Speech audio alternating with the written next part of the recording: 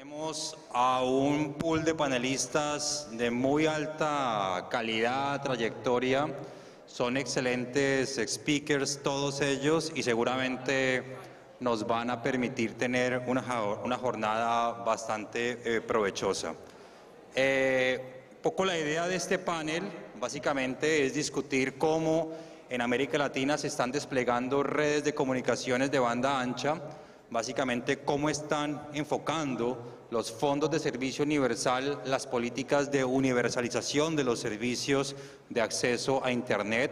Recordar básicamente que el 46% de los hogares no tiene todavía acceso de banda ancha fija. Recordar también que todavía hay cerca de un 50% de la población que no usa Internet. Y por eso este panel creo que cabe en un escenario estratégico de desarrollo del sector para América Latina. Y quiero darle la bienvenida a nuestro presentador, Alan Ruiz, secretario ejecutivo de Comtelca, quien en los próximos 10-15 minutos estará haciendo una presentación sobre la experiencia fundamentalmente de los miembros de Comtelca en materia de universalización. También, mientras que invito a Alan a que pase al escenario, yo creo que aquí las presentaciones se pueden ver en los televisores, entonces también le voy a dar paso al escenario al subsecretario de Comunicaciones de México, el doctor Edgar Olvera Jiménez, bienvenido también. La doctora Teresita Palacios, que se me perdió, ya está ahí. Presidenta de la CONATEL de Paraguay, el regulador paraguayo para el sector.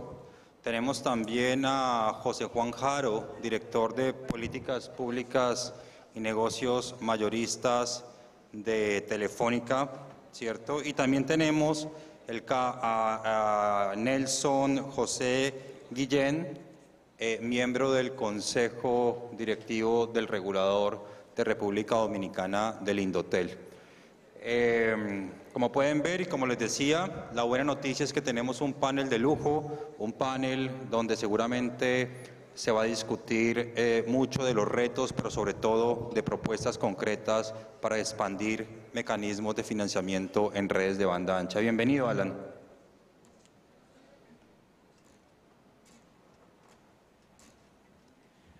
Muchísimas gracias, Mauricio, y sobre todo muchas gracias por invitarme a compartir las experiencias de Comtelca ante el panel. Mauricio me dice que tengo como 15 minutos, yo tengo 8 países, entonces tengo un poco menos de 2 minutos por país para ir comentando, pero lo bueno es que tenemos a República Dominicana y a México dentro de los panelistas, entonces con ellos no me voy a concentrar mucho. Bueno, Comtelca, para los que no nos conocen, es la Comisión Técnica Regional de Telecomunicaciones. La conformamos 8 países, desde México a Panamá, pasando por República Dominicana. Lo que vamos a presentar un poco hoy es cómo estamos viendo en cada uno de los países el acceso universal y cuáles son las herramientas con las que se cuentan. And what are the tools we have at our disposal? Some cases of success, others which have not been so successful. So, in view of this scenario, we will discuss what mechanisms can be implemented and what good experiences can be shared from what we have been doing so far to continue to extend the use of broadband. Let's see if this works.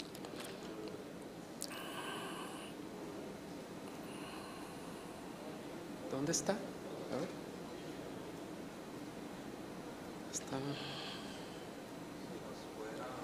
Está encendido.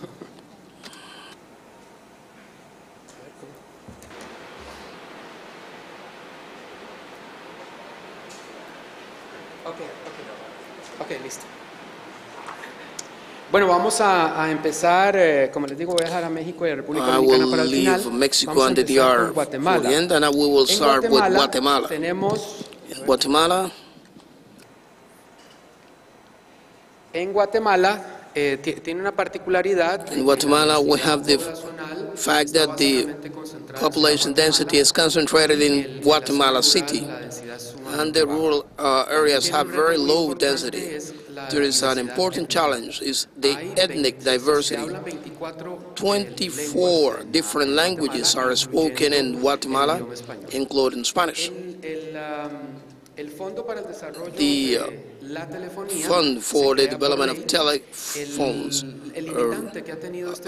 has been established by law, and the limitation is that it was established for telephone communication only.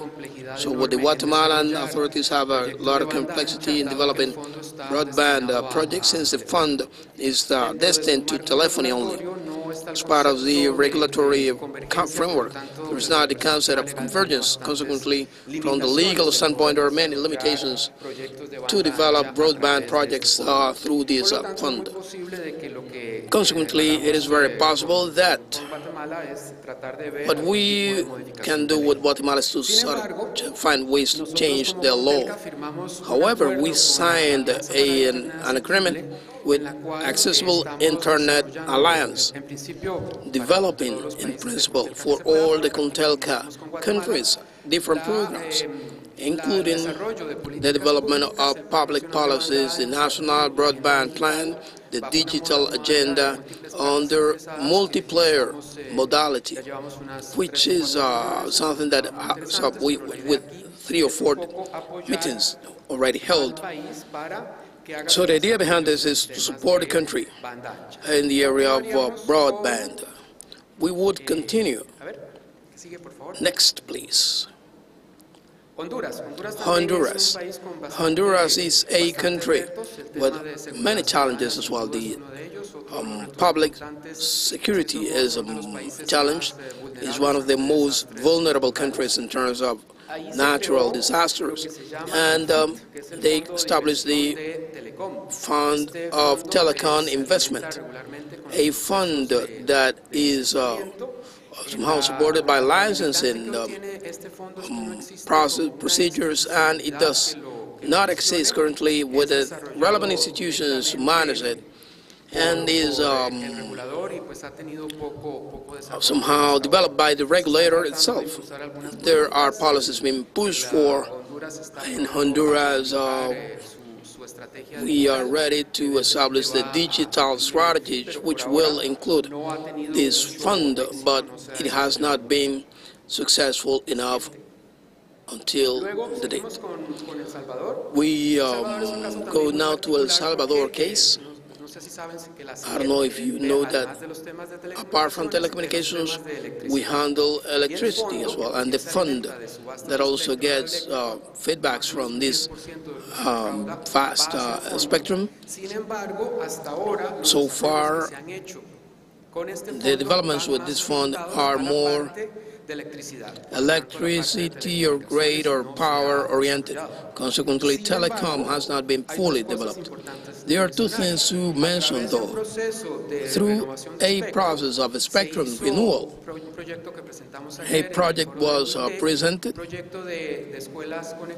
of schools to be connected and digital classrooms, so that we can provide students with digital tools coming from an agreement from the spectrum regulations with the 4 operators in El Salvador.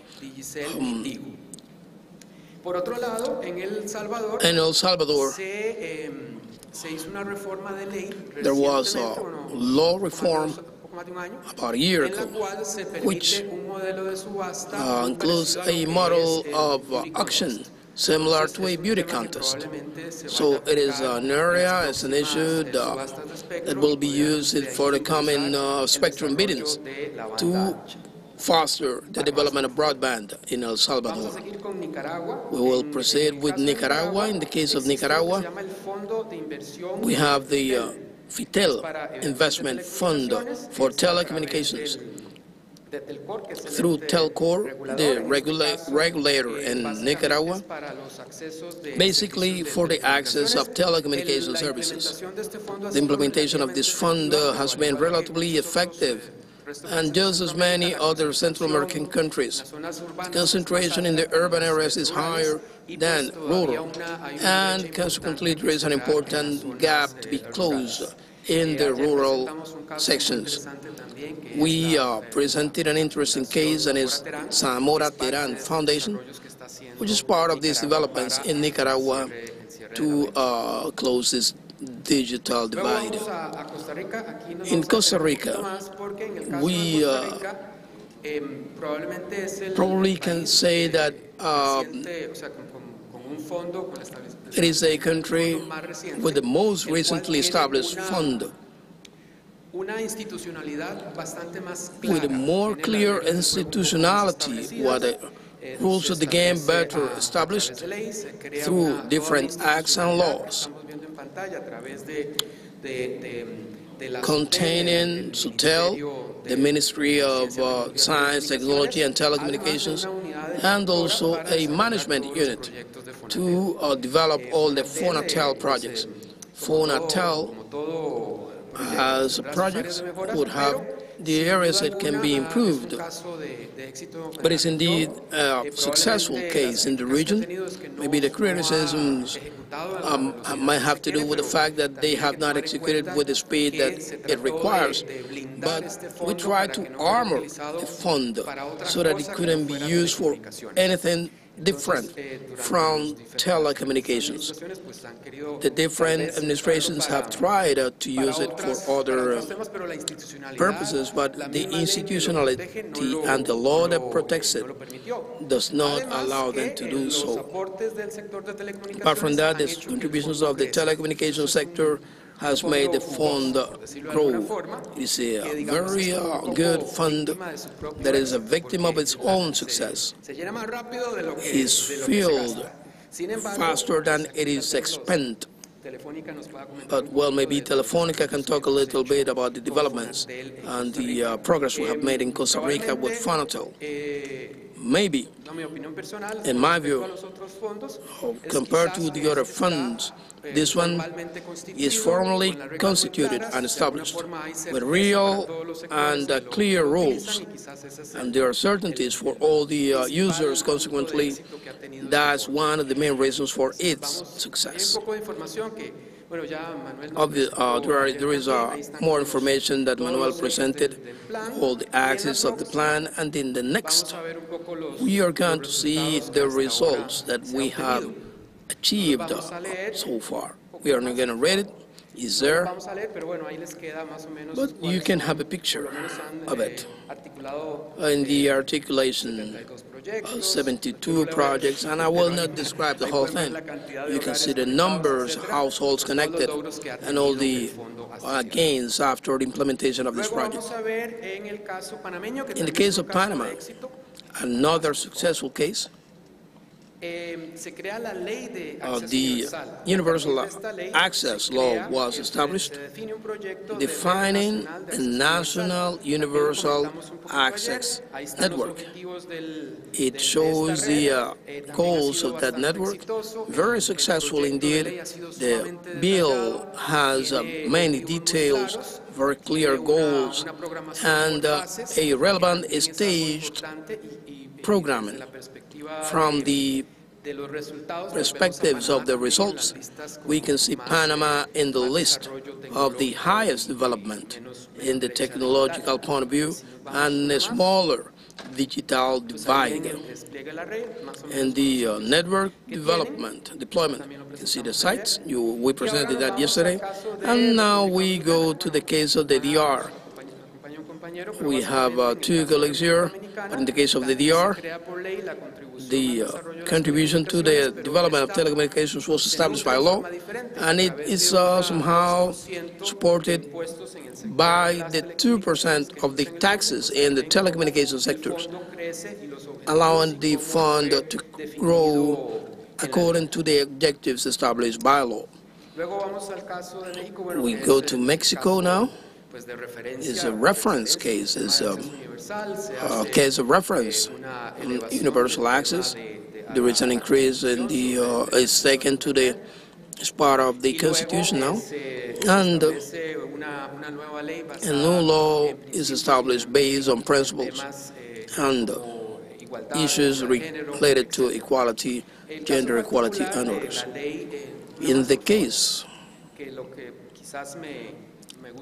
of what I really like to show here, we have the goals, the targets of the law, establishing specific bands for telecommunications, spectrum assigned for the connectivity in the rural areas, promoting the development of the rural broadband. One more, please. Now Mexico will comment a little bit on the matter. Then we have the Connected Mexico program, a public policy, a successful public policy, and we want to take this as an example of what we are doing in Guatemala and trying to bring an approach between the two countries to explain how the Mexico Connected plan plays out. So the shared network that we can see later. So this is a list of mechanisms. Many of the mechanisms we already know. These mechanisms have been established in some countries with good experiences and others which are not so good. So there are the lessons learned as to what has worked and what has not. So we must continue to follow the examples of what has been done well and what has not to continue to develop broadband in our countries. So I would like to thank you for your attention. I don't know if it was too quick and if I actually made the time allocated, if I met the time allocated to my presentation. Thank you. That was it. ¿Será que podemos tener sonido? Okay, do we have sound in this microphone, please?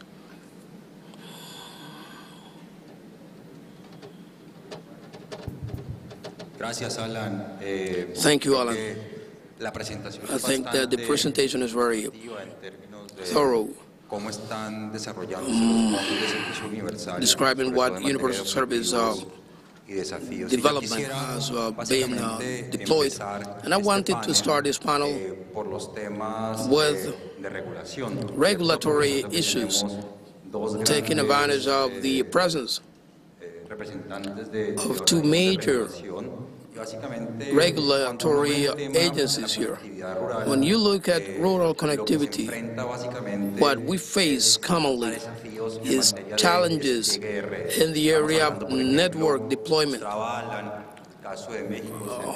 The case of Mexico, over 10,000 municipalities. The question is, an operator that have to deploy a connectivity network or who wants to resolve the last mile problems will certainly face 1,400 municipalities with legal or administrative barriers or a set of impediments and hurdles that will make difficult the deployment of these networks.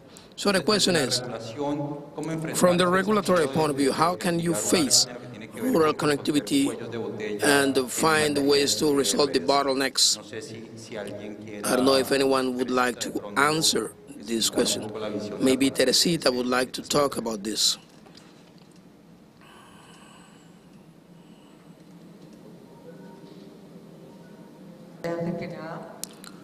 Thank you for the invitation. We want to share with you what we have been doing in terms of rural connectivity, thanks to the Universal Services Funds and taking Alan's presentation into account.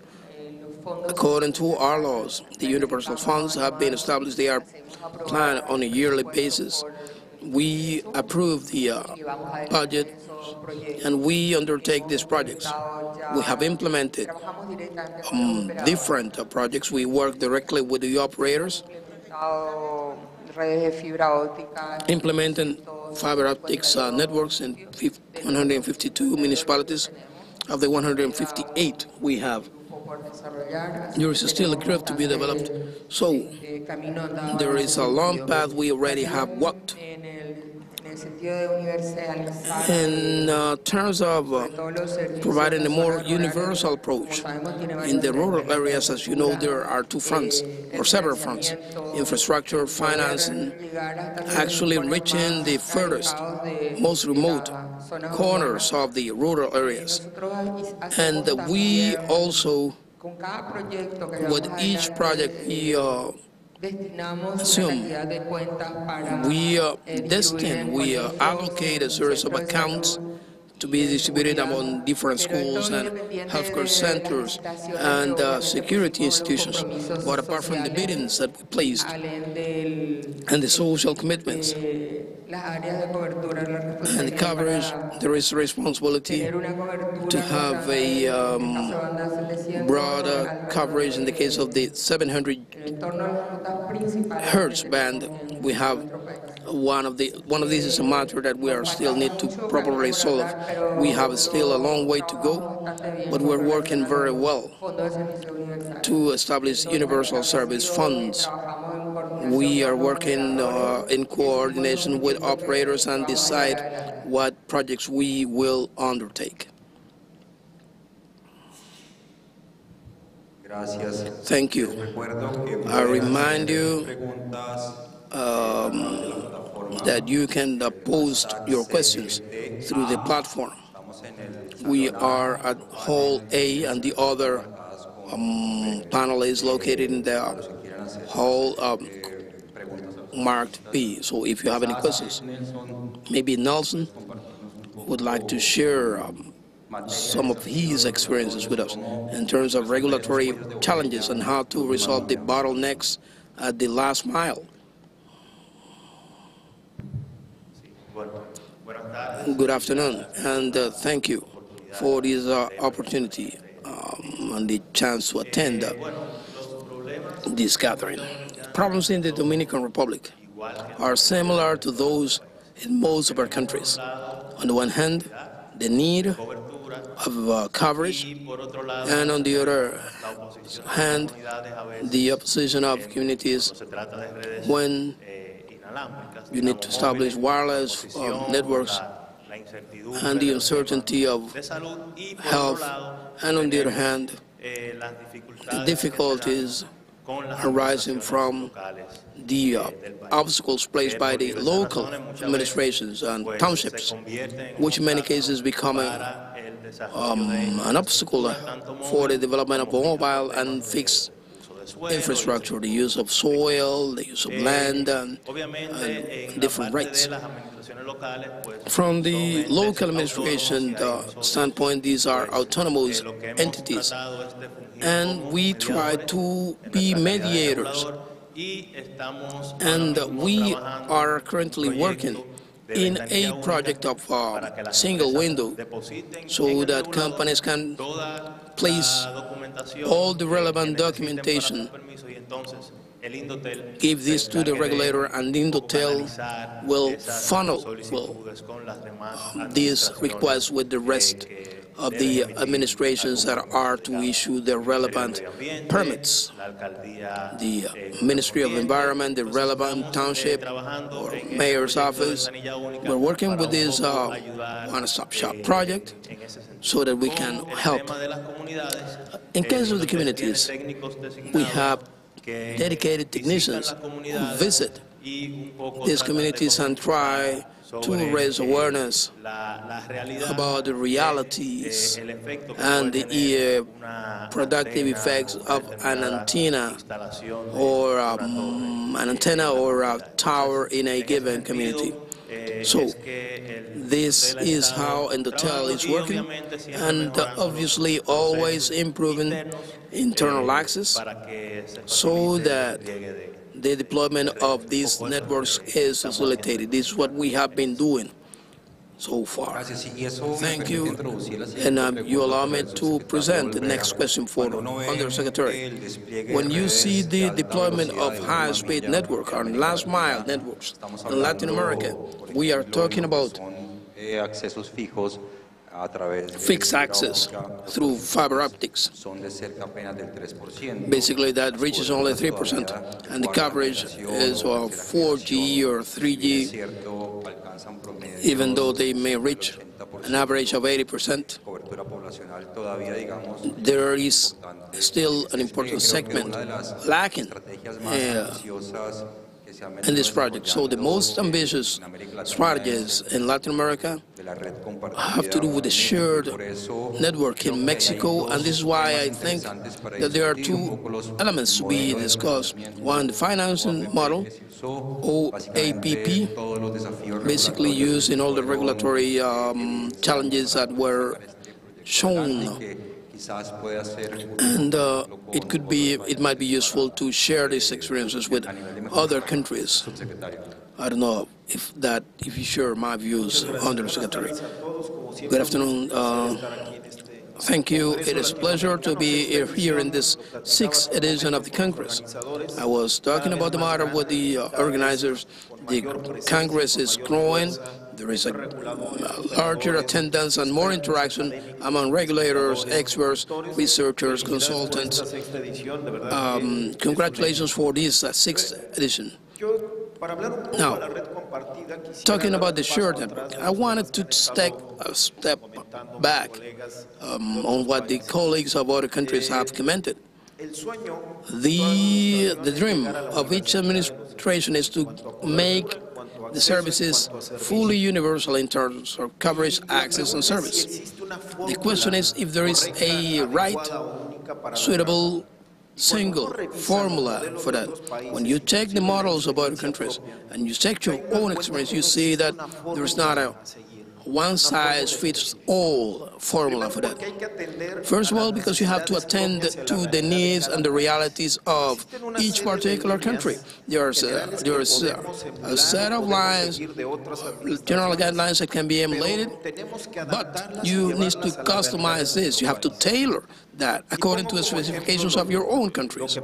And then you have the examples of Mexico. In Mexico, you have 172,000 small townships, according to the institutions actually responsible for the census. And a township has even as little as 50 persons. That's a locality, as we call it. 10% of the population lives. 10% of the population lives in 160,000 of such small townships. It means that in Mexico, that 10% of the population is dispersed, is scattered across the geography of our country, and there is not a physical way to actually get to them in an economically physical or feasible way due to their economy and due to the geography of the country. If we follow the Asian or European model, obviously some guidelines will be useful, but they are not fully applicable. And that is a matter that must be considered. What we believe after what we have done in Mexico, first, through state-owned companies, we have tried to reach as far as possible in terms of coverage. When the companies are privatized, then you impose on them coverage restrictions because we couldn't make it because private companies must be actually cost-effective and should yield dividends, otherwise they're going to be condemned to failure. And the other term was to try to establish some sort of allocation of resources and coverage with the operators, and so the operators actually follow a trend of coverage according to the borders of their network in order to reduce the impact. So you move forward and you actually get somewhere, but you cannot cover it all. Now, with the new reform and after learning all this, there are two aspects taken into account. The transmission, the conveyance, how you can get to the small towns and have a right coverage with the transmission infrastructure, and on the other hand, reception. The device, the capacity to pay and phase a service. that is going to be received. And the law establishes a series of grounds, and this is what I wanted to convey to you. There is not a single formula. There is a mix of elements coming from the private initiative to the public sector, combined in different ways. First, in the regulatory area, we allow to have concessions that are the ones that are market-oriented, trying to fight for a customer, compete, try to place an offer, but will get to the limit of being profitable. Now, there are private concessions for those that have the need of a specific communication. But there is a new figure that is the social ones that are split into two, the community and the aboriginals. The community are aimed at the population clusters in cities that have a specific communication need, and you can accommodate sports clubs, religious associations, some colonies, or neighborhoods that may have their own initiative of investing in themselves in order to meet their needs. We are going away from the model of government placing the money for infrastructure and reception, but from the regulatory standpoint, finding ways for society, civil society, to take the initiatives to satisfy their needs.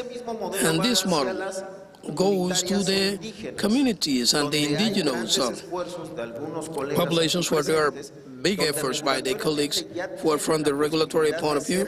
They have the chance of being self-sufficient, of operating their own schemes. The government is not putting the money, it's not injecting the money there, but allowing these communities, these distant communities, to work with a little of initiative and capital, possess a relevant transmission infrastructure and the capacity to receive. But then we have the private infrastructure projects like the one mentioned not long ago, where the government places pieces of infrastructure with some incentives so that the private sector is one that launches the investment and finds a qualitative, quantitative increase. And this is the case of the shared network, where regardless of the pushing of the regulator to the competition, with the fostering of radio electrical spectrum,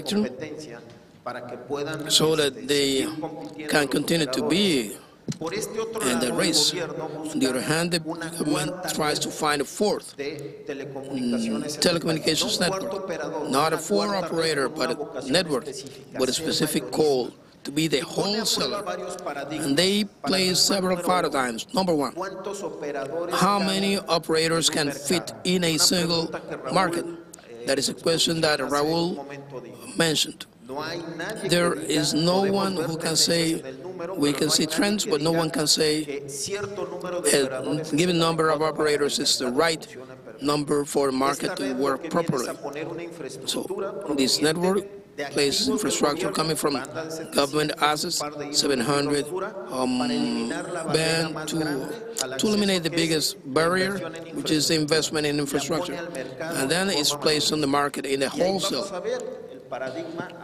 Then we get to the paradigm where we are getting, by taking away that strong barrier, we can find ways for the inclusion of new operators, but this network also reinforces the existing infrastructure, that in face of the growing demand of users, in face of the higher consumption of data mainly, coming from the competition that has already grown and become more dynamic in Mexico, we need to reinforce infrastructure, and this network and wholesale scheme comes to bring the additional infrastructure. We also include the quantitative and qualitative. The investor committed himself to get to 92.2% of population's coverage under two conditions: coverage itself and to the quality of the service. At least 4G with some up and down features. We're trying to get to that 92%. in Mexico of coverage with a certain amount of features. And then we still have a 7%. As we said, is a challenge, it's a population challenge of the dispersion that implies a challenge where we will have to combine the efforts of the private sector and the public sector. Making some assessments on the shared model, getting to that 7.8% would imply to actually invest as much as we did to get to 92.2%. So economically speaking, it's an important challenge. And then we go to the question, what is going to happen when we get there? We're going to have another problem. The incomes of the people to actually pay for the service or purchase a device. I will leave my presentation here to give room for other speakers to actually take the floor. I believe there is not a player that suffers these problems or sees it closer than a telecom operator. And this is why I wanted to continue in Jose Juan's line to understand from the vision, from the private vision, how we can face the challenges mentioned by the Undersecretary in terms of the business models responding to the accessibility and affordability issues in low and medium income households. We recently commented on the ITU Fund recent initiative to connect about 100 million persons to the internet in a very disrupted project. So, Jose Juan, can you tell us a little bit about how this project works and the challenges you face when you try to take connectivity to the rural area?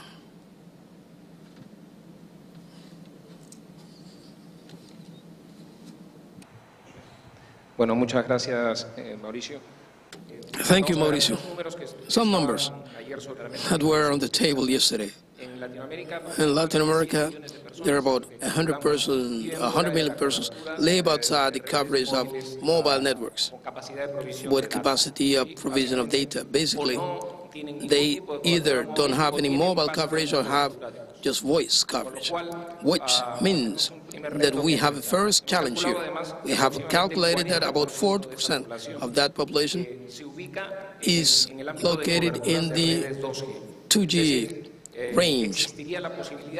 So there is, at least in theory, a way to actually reconnect these networks. What is the problem now? Basically, it is a problem concentrated in the conveyance of this. The satellite networks are served by satellite services, and consequently, to provide the services, broadband, we would need either a low cost of satellite services, and that is very difficult to attain today, or transform the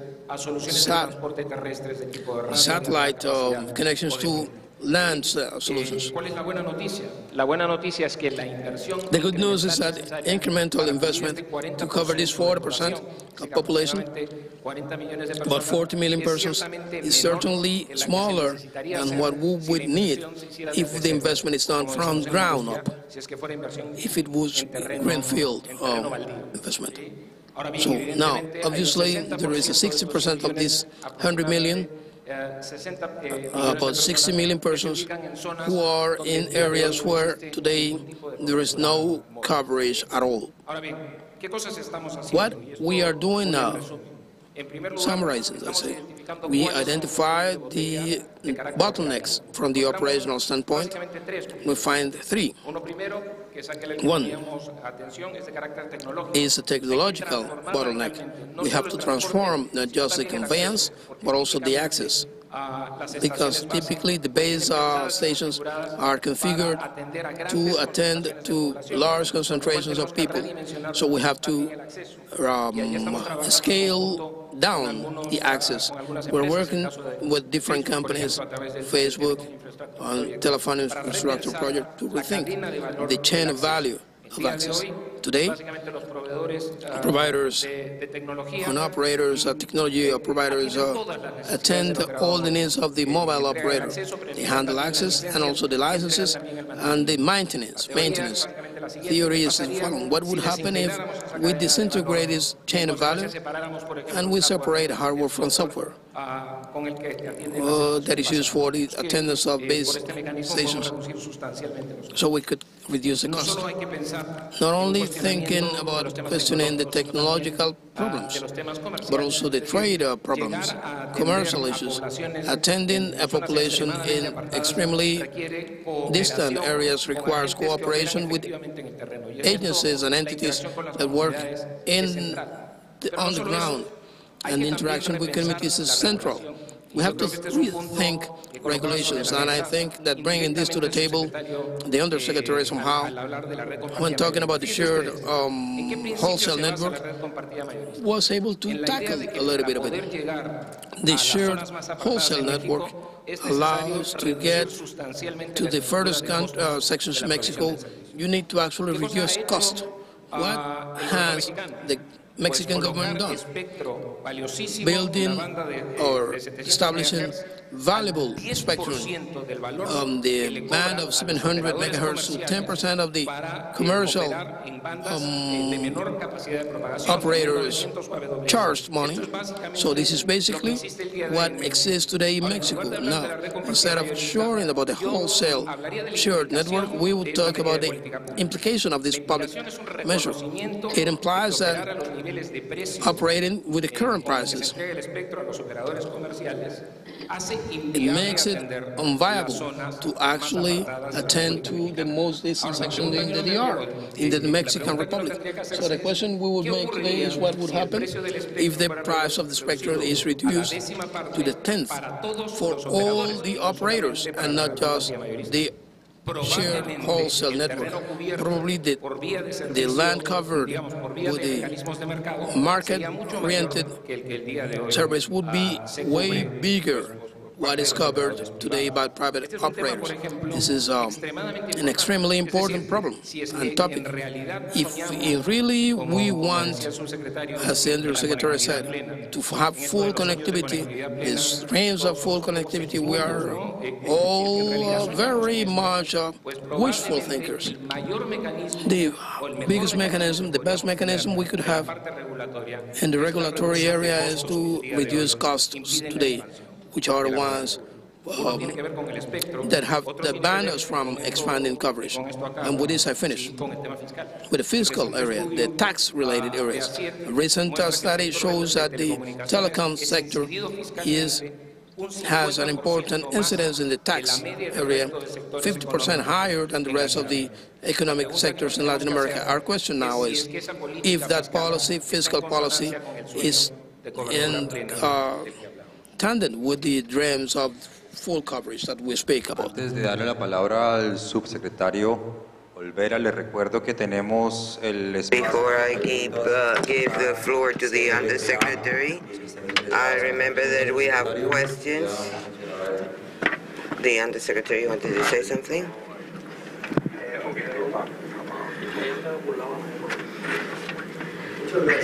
Thank you. There is no doubt that reducing costs for deploying telecommunication infrastructure is fundamental for the competitiveness of operators, for the benefit of the users, but for the benefit of the public here, and to give you full information of what is the case of the shared network. What Juan was talking about, it is a little bit more complex than just reducing the spectrum. We coincide with the need and desire of reducing spectrum costs, but in the case of a shared network, there are some problems in terms of public policy to achieve 100% cover. Why did the government reduce the cost 10%? We can say that the 90% difference is being given to us in terms of population. there is this will, or the investment return will be with the population, and the broadband is not free. There is a minimum price that has to be paid, and this will ensure quality, and it will also make competition dynamic, because this infrastructure, under the principle of being shared and under the wholesaler model, this has to be evaluated to see if it would be more profitable to develop their own infrastructure or if they would like to share infrastructure. And this would bring in other operators like fixed lines or virtual operators, mobile virtual operators that otherwise could not develop their business. So 90% reduction follows or pursues these objectives, and not only to reduce the cost of a spectrum. Besides, we are developing, or the government itself is investing in infrastructure to ensure that we cover the remote areas with quality, so that they can continue competing and for this to be a profitable market. So it was not only to reduce the cost of spectrum per se. Thank you. Now, I will give the floor to Alan, because the regional vision is also very interesting.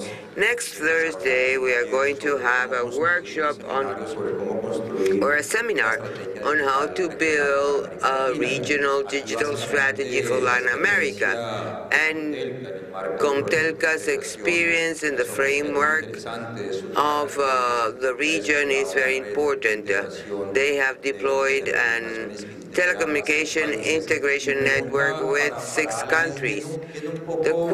My question for Alan is that analyzing the different universal funds and the specificities of each of them, is there space so that at the regional organizations level we could coordinate in terms of spectrum or topics like, for example, digital economy, to integrate communication networks that will make costs or that would reduce costs, because transit cost, wholesale transportation cost affects the fee or rate that the end user has to pay.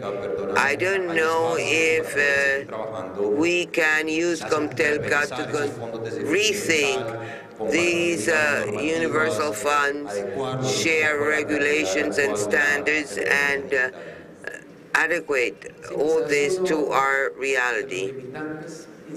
Maybe one of the main limitations are the different political visions.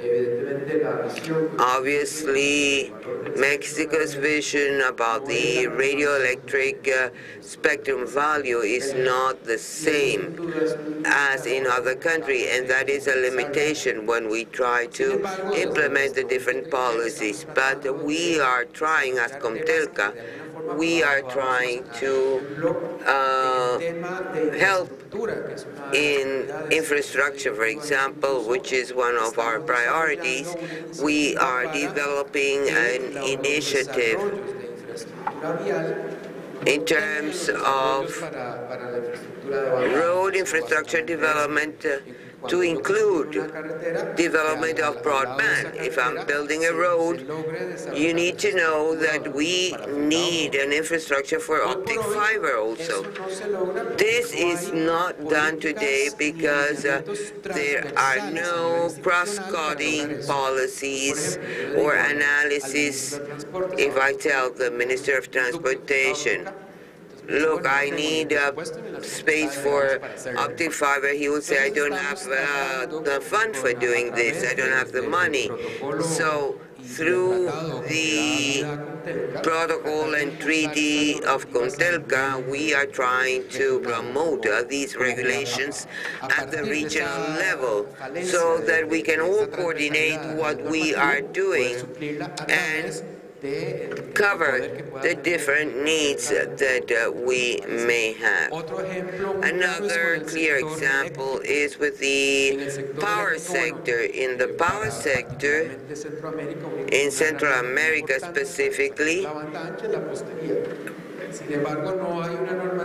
this is posts are very important to promote optic fiber. So we see in our CDs posts with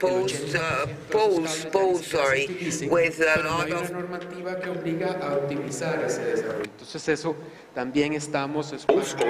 poles with different cables. So another issue that could be easier is harmonization of the use of the radio electrical spectrum. We need to know how this is being used in each country. It's not that all the countries use the same band. As a region, we are lagging behind in terms of fourth generation. I think we did not agree among all of us at the time, and now in Comtelca we are trying to develop 5G throughout the region. Through the Radio Communication Committee, we made a survey of the different frequencies that are being used and that are being identified for 5G to see if we can take action and check what would be the legal limitations in each country, so that we can develop this 5G spectrum. In terms of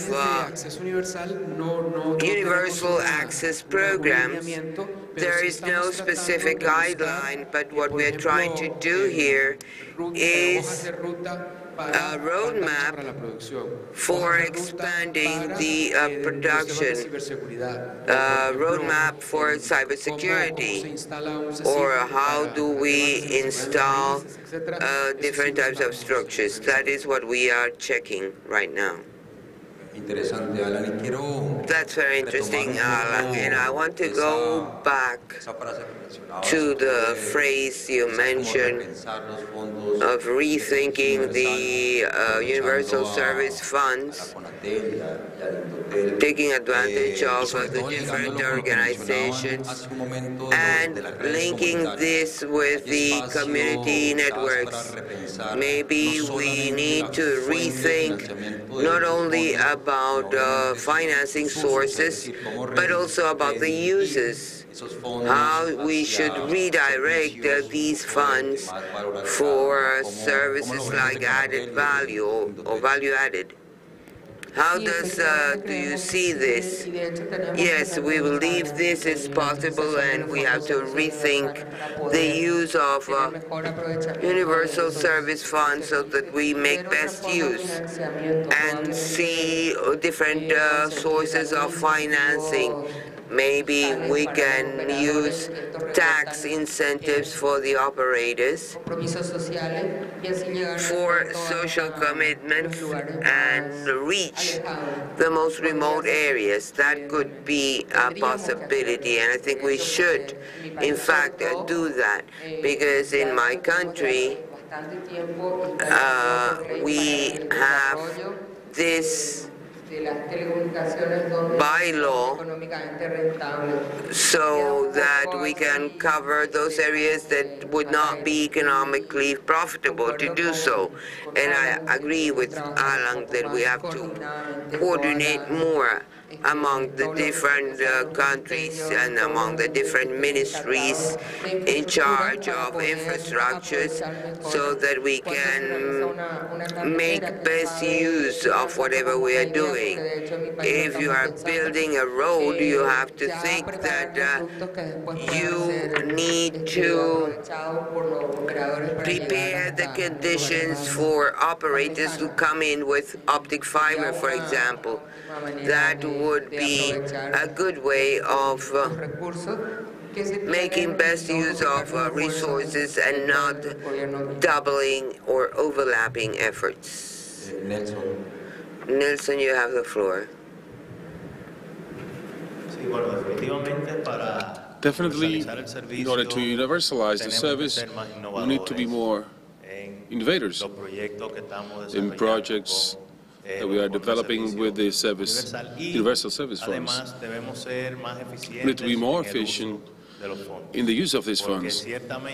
Certainly, there's a point in which the fund is full, as it was mentioned before. It's full faster than it's empty.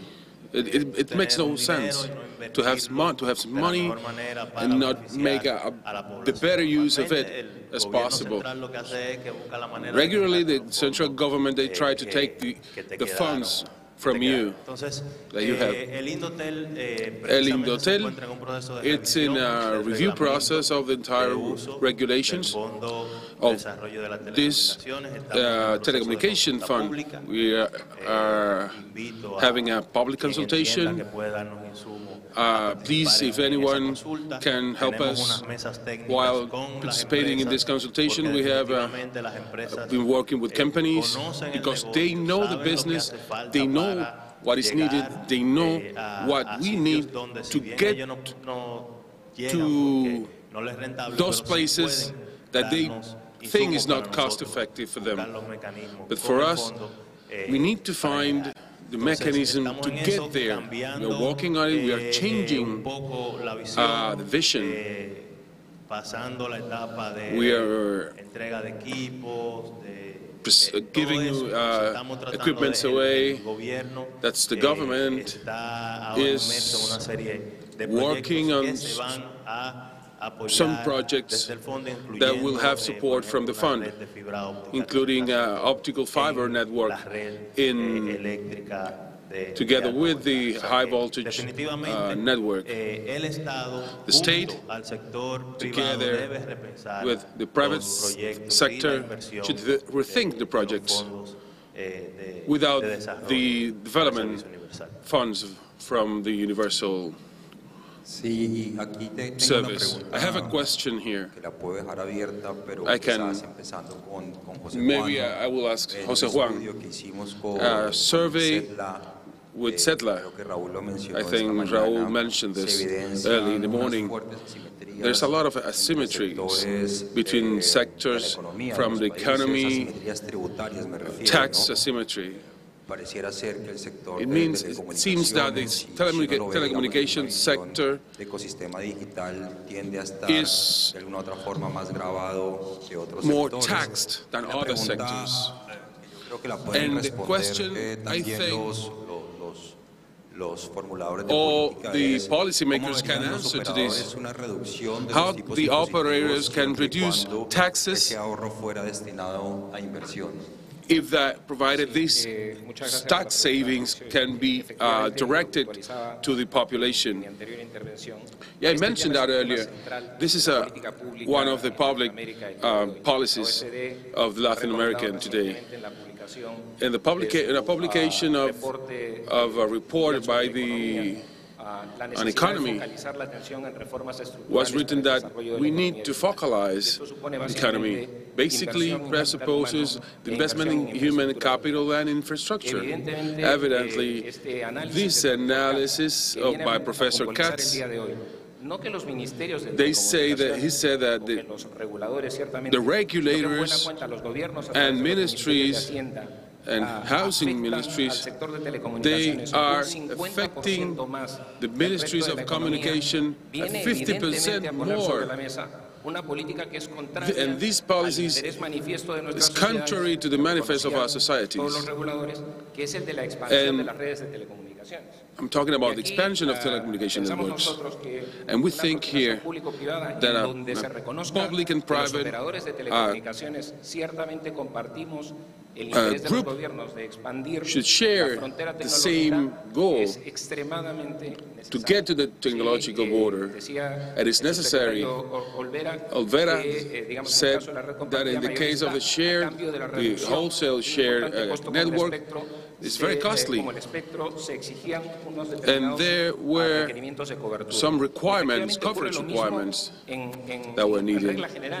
Generally, I would say that in all biddings of spectrum in Latin America today, this is happening.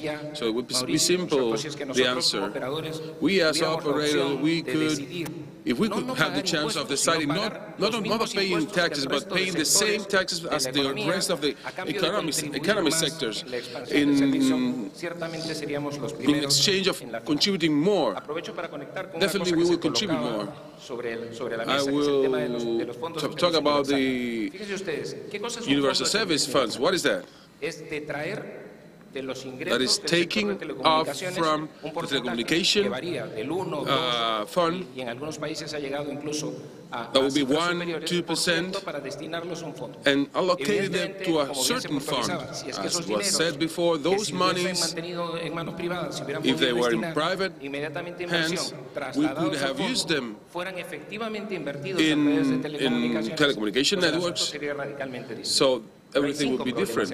So we have 5 problems today with these universalization funds. The first, not all resources are allocated to telecommunication networks.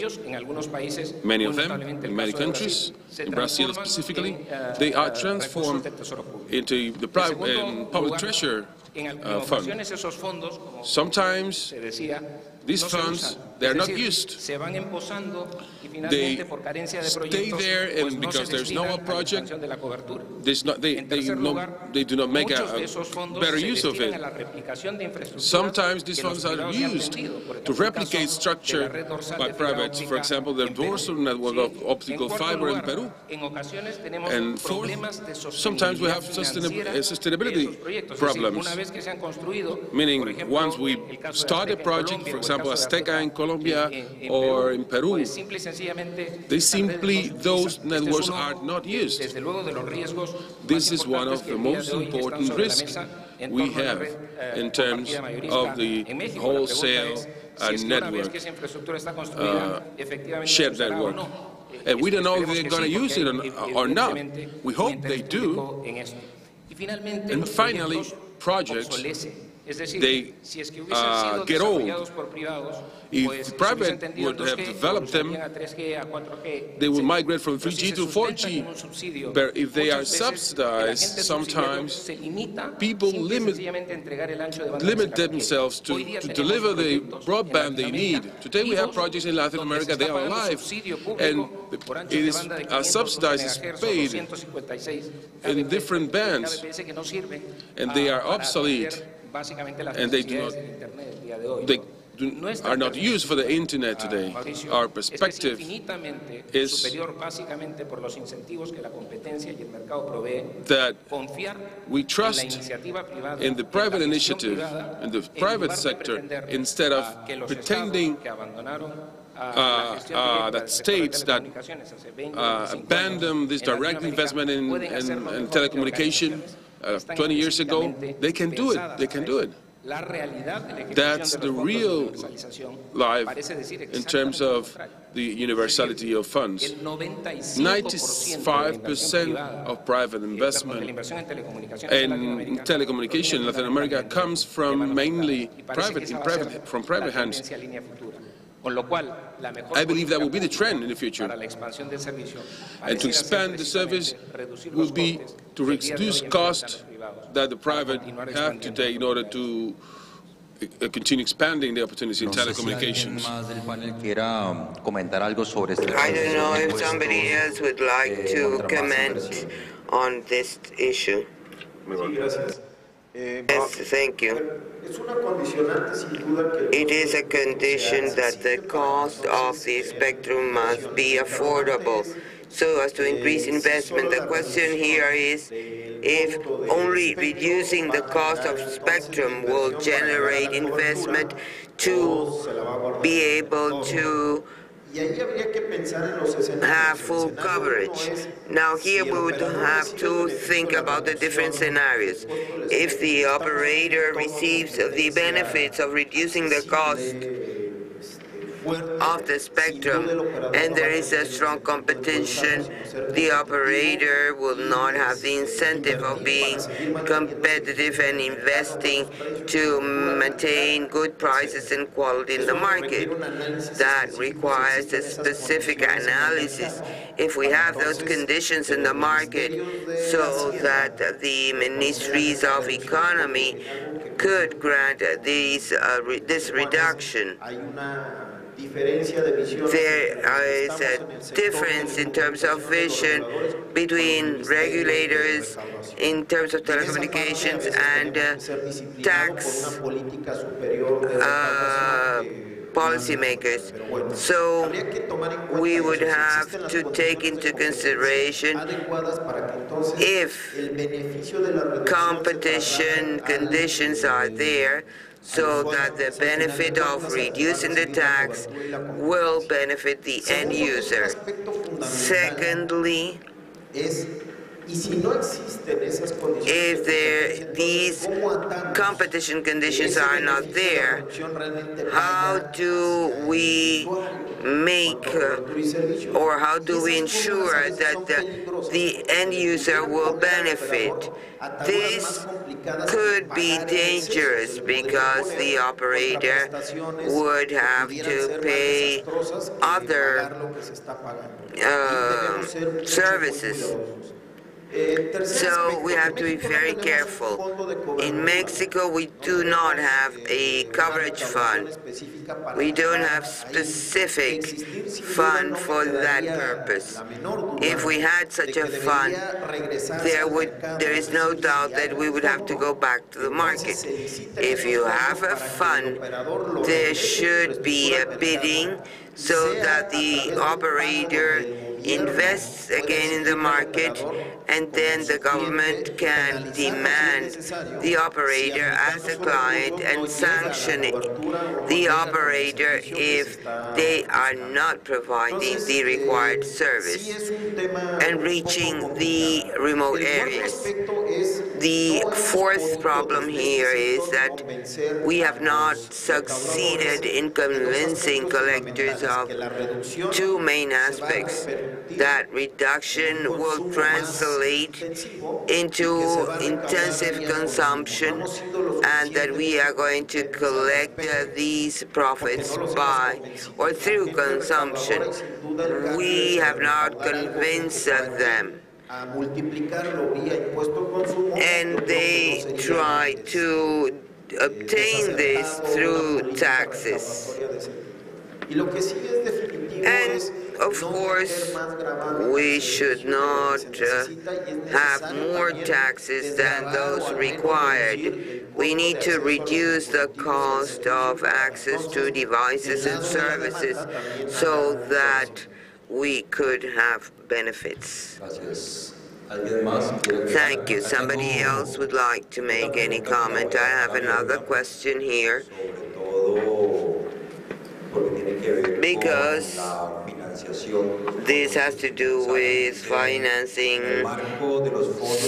Universal Service Fund. The question is, should OTTs contribute to financing these Universal Service Funds? Somebody would like to answer that question? Maybe Alan? Would you like to answer that question? Well, I don't think it's fair. Let's see. There is no doubt that the ecosystem of the mobile industry has changed a lot. Before, we used to have a network for telephone services. That was the model. The operator was basically the one that provided everything. The service, they design and build the network today. Within the broadband ecosystems, we have thousands of actors. So from that perspective, it would be very interesting to analyze how all these actors could contribute one way or the other so that their service, their infrastructure, their contents reach the rural and remote areas. Now, this is easily said, but it is difficult to materialize. Maybe an OTT operator doesn't even have a legal presence in the different countries. So from an idealistic perspective, I would say yes. But when you are going to put this into practice, the situation can get complicated. We have seen some OTTs that have undertaken social actions or projects with social for social benefit. Now, when we talk other OTTs, I think that it's very difficult to design a model that could be used by all countries. Somebody else would like to add? Nelson, you have the floor.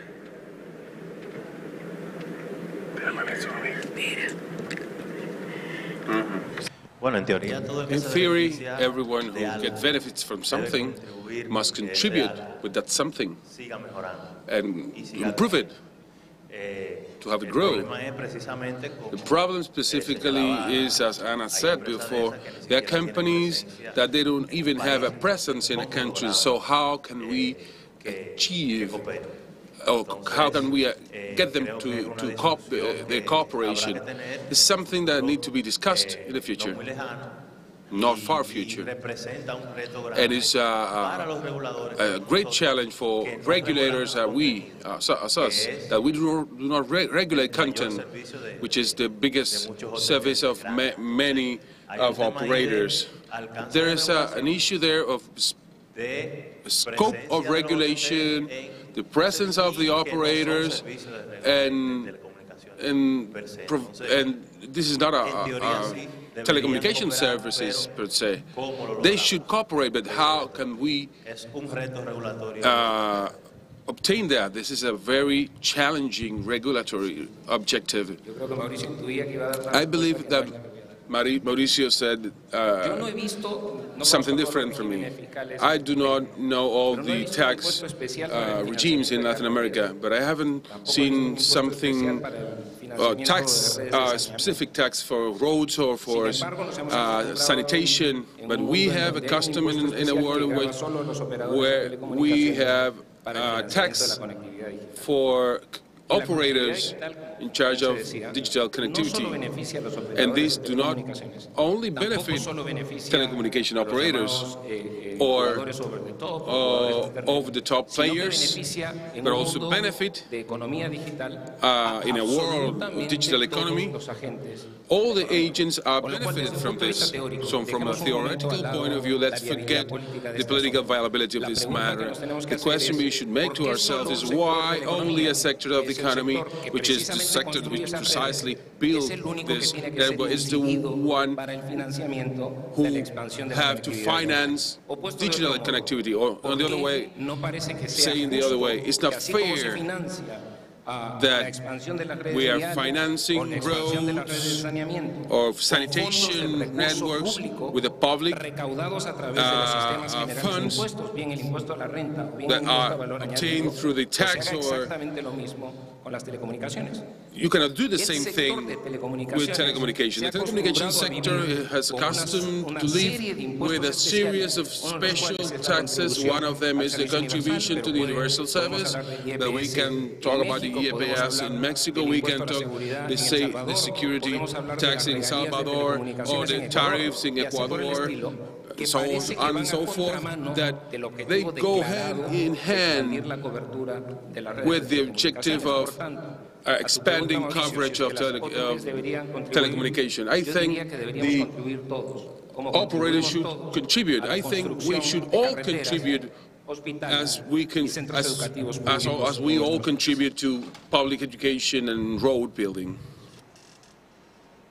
Muy bien. Aquí hay una. Okay, now I have a question here. An interesting question.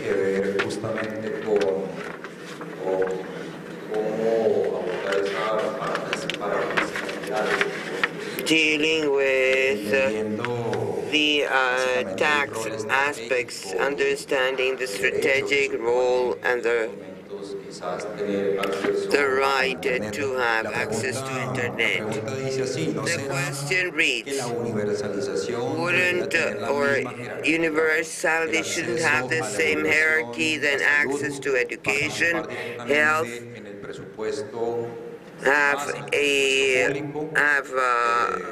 or be part of the budget?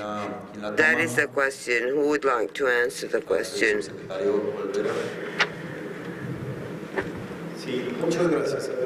Yes, thank you. Unlike other public services, telecommunications are mostly in the private sectors.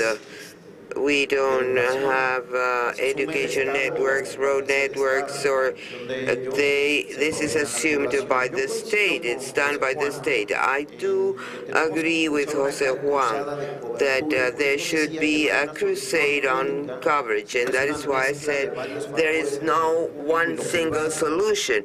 We need a mixture of private and public sector, and it does not necessarily have to be assets from the government, though the state can use assets to generate investment so that we can expand coverage as much as possible and reach the remotest areas. Once they reach the remotest area, then we need public financing, because the private initiative doesn't think that is profitable. But I think the first big crusade is to work with the whole telecommunication ecosystem so that together we can reach the remotest areas. So, of course, with profitability for the private sectors and a public interest of encouraging and using assets for the same objective. I think that is a formula that may help us to address the different problems. The government will have to make a tax adjustment, they might have to design incentives, and they will have to put the expertise, intelligence, and capital so that we can reach as far as possible. But once we cover the whole territory, then we will have to rely on public financing. Nelson, you want to say something?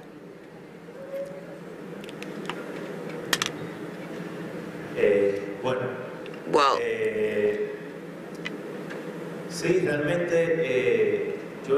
actually, I understand that time will come when the state and the private sector must agree on up to what point they will be working together and what part will be done only by the state. This is very difficult, because how do you convince the administration to dismantle something? In our country, for example, we have a selective tax for telecommunications. It is a tax for luxury products. It was established 20 years ago, and it has been there. This in addition to the fund, in addition to the goods and service rate, and a 2% that is charged to cable companies.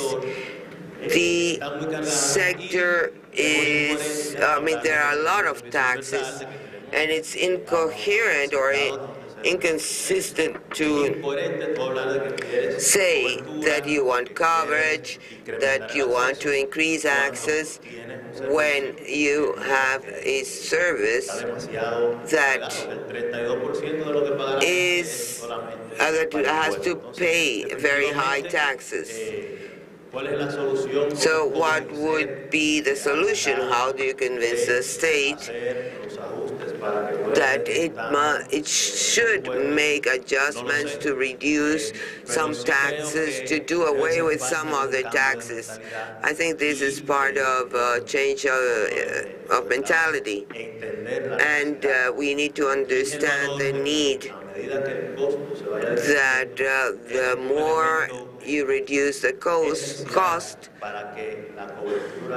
the wider coverage you will get. Because when companies have incentives, they can do much, and that is a task for the state.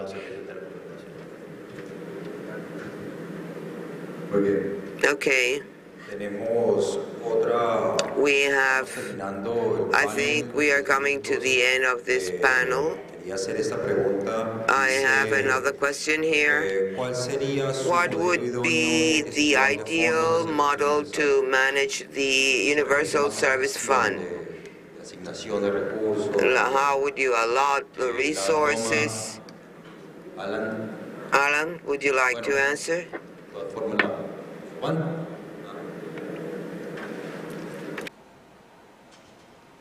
Bueno, un poco para responder a... Well, to answer your question, I would repeat something that has been said. It depends how the banks characterizes different countries. Probably in the case of limited incomes, the fund may be a very important tool. Now, if it is limited, any fund may be attractive for an emergency, for example. But I think what we should do in this case is to use the funds only for the original purpose, according to the definition of each country. In the specific case of the countries in Comtelca, I think each country manages differently, but based on good practices, those countries that have managed this well, they have used the funds for the original purpose. The state defines the public policy, and there are implementing institutions that monitor or supervise the use of these funds for the original purpose. And the public policy must be in line with the original spirit for establishing those funds. I think we need to have a regulatory framework for the funds so that they are only used for the original purpose for which they were created. Here, there are two main aspects. First, what is the flow of the resources? And there is an Argentinian mechanism that states that if the operator that has the resources can develop a project that is good in the eyes of the regulator, instead of sending the funds to the Treasury to be allotted later on, they should be sent directly. The problem is that in Argentina, then, there is a lot of uncertainties about the projects, if they were really approved or not. But it's a very interesting mechanism, and there is another mechanism, and that is a mechanism that you have in Peru. Basically, it's the same idea. Instead of paying a tax, you use the capacity of that private work to develop a public good. So it's not necessarily, or you don't necessarily have to get funds from the private sector. You have to accelerate the action. And when the money has gone to a universal service fund, what Alan mentioned is a good practice. For example, in Costa Rica, you need to shield this fund. This means that they should be used for the purpose it was established. It's not something that has been implemented in all countries. And once you have the funds there, then the problem is how do you allot these resources? Obviously, managing the services should be allotted through competitive mechanism. And I think this is a general rule. You have to get the most capable company to do this. Now, biddings exclude those who are most experienced for the work. For example, in Peru, they excluded all the concerned operators. So you say, but they are the ones who know how to do this, and if you exclude them, the result is that it will be the less beneficial from the public point of view. And I believe that we should not only allot competitively, but there is also a very important phase that sometimes we ignore, and it is the project design. When you think that the project design will be done by the state, we find pharaonic works that describe how you need to build the bathroom of the station and all the technical configurations. So I think we should have a bidding for project design so that we can have the best companies doing the design if our purpose is to accelerate the works being done. The work being done, sorry. Bueno, antes de darles un minuto a before giving a few minutes to the members of the panel to conclude the panel, I have one of the most liked questions here. And from a regional perspective, Alan said, what is the contribution state for research and development in the countries of the area to reduce the digital divide? So what is the position of regulators in this, in terms of this? I don't have that here. I haven't taken into account because it's a little bit tricky, but this is the one people like the most. This is what is the contribution state of R&D in countries of the areas in terms of digital divide reduction. So what is the contribution of regulator? If I understand well the question, this, in order for me to formulate public policy, I need to have a baseline of where the digital divide is, where the not connected households or schools or anything. Many of the countries we have, in all countries we have institutions that somehow they have these statistics, but because of the budget and institutionality, even in the way these statistics statistics are taken, they do not answer to the needs of broadband development and also for the periods of update of this information. And they are not done timely. So we have to work with statistics done in 2007 because it's the only information we have, and probably those statistics are not in agreement with what we have to implement. Specifically is the transition to digital television. All countries, but Mexico, they already did it. They are on this process, and they are doing this blindly. There's no the proper information to implement the policies and plans that were accepted. I don't know if that answered the question.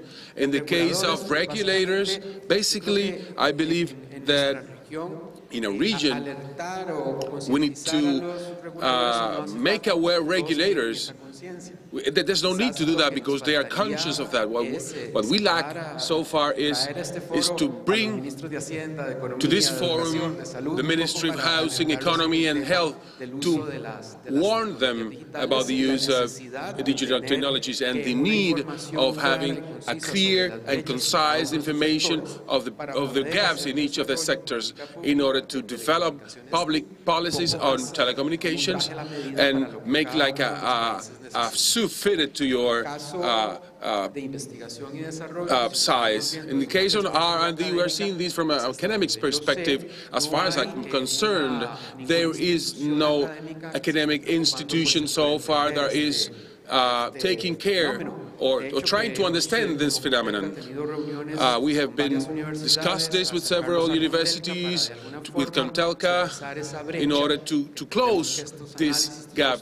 We understand this analysis and studies are very costly, but we haven't had too much success on this. Their answer would be the cross-cutting objective of this problem. It's been very hard for us, mainly with the private sector.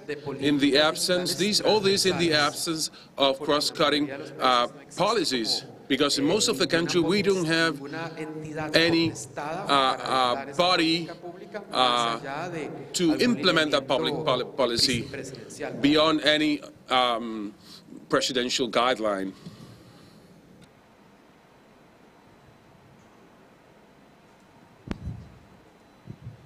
Ya para terminar, los últimos minutos, quería dar la palabra I will give the floor to each one of you 1 minute to say a few words. Let's start with Nelson.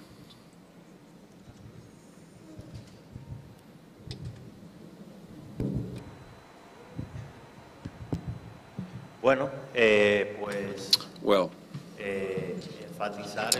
just to emphasize on the need of work jointly, public sector, private sector, to move forward in terms of the universalization of the service. And to answer to the last question, it would always be good for regulators to guide ourselves from studies, using studies, reports. It's good to have, to work with the academy. We started a project of the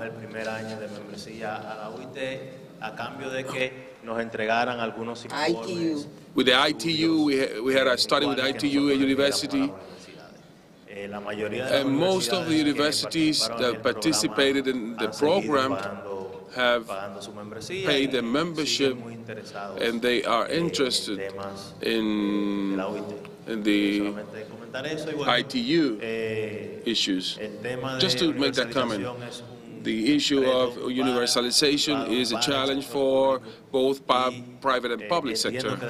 And I understand that the only way to move forward is to work from our areas, but also jointly.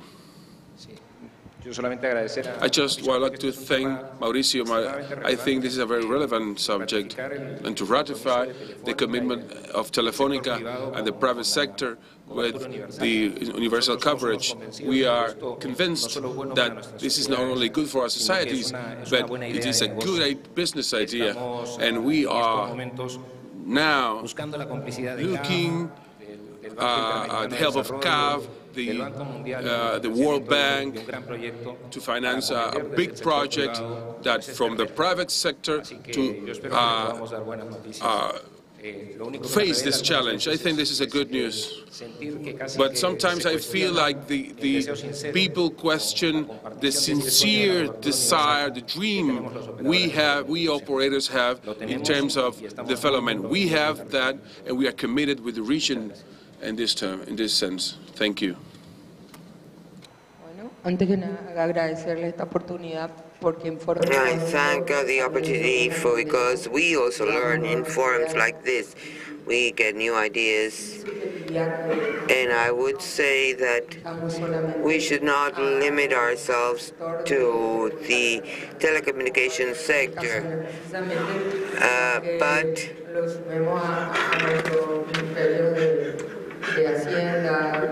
we should also have to include ministries of economy, tax institutions, so that we can all solve the problem. We in Mercosur are working. We have a new commission for tax system, and in Paraguay we have signed agreements with the university so that we can work coordinated or in a coordinated manner with the academia. I think that what has been discussed in this telecommunication forum, we should convey this to our ministries of economies so that we can coordinate efforts and optimize the services provided. Thank you. Very, very briefly, in these types of forums, we can identify common problems on a specific objective. Universality is a multifactorial issue. Here we have a problem of infrastructure, a problem of taxes, a problem of rates, fees, competition, regulation, research, and development banks have a very important role to play here. So when we identify the problems, we know to go a step forward and see if we can find a solution to achieve our goal. And I think this is the value of this forum, because it gives us a way forward, a path forward. We cannot be discussing the same thing forum after forum. We must identify the problems and move forward to the solution. I believe that one of the benefits of this forum is that the digitalization process, reducing the digital divide, particularly for most favorable areas, has to do with cross-cutting and the cross-cutting aspects of technologies, and I think we have been trying to make available a platform of different stakeholders to discuss all these topics and issues. We want to ACIETS, GSMA are a part of Comtelca. We work together with CAF. We have representatives of the civil society. We want to include the academia, and we are going to sign some agreements with some Colombian universities. I think this is how we have to move forward. We must analyze the different perspectives. And I would add to what Teresita said, we have had important we have discussed with the congresses in Guatemala and El Salvador, because we need them to understand this issue, and we need to promote this model of discussing the topic. So I would invite, or I would like to propose that these forums should invite other stakeholders, because there are some actors missing here. Thank you, Alan. Well, I just want to mention what Teresita has mentioned about Mercosur. Those who want to know how digital agendas are moving forward in Mercosur, I'm talking about the Pacific Alliance, the Community of Andean Nations, and Mesoamerica. We are having a seminar where we are going to talk about these initiatives. And to conclude, I would ask a round of applause for the members of the panel.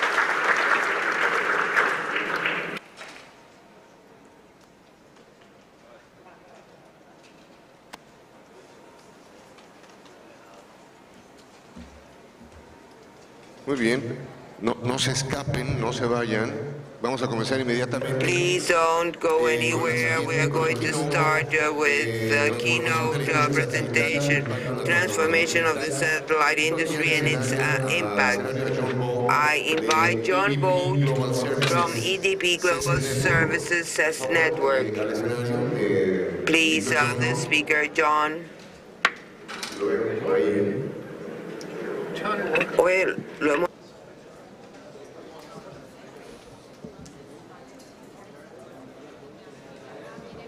John Bond de EVP Global Services. John from EVP Global Services.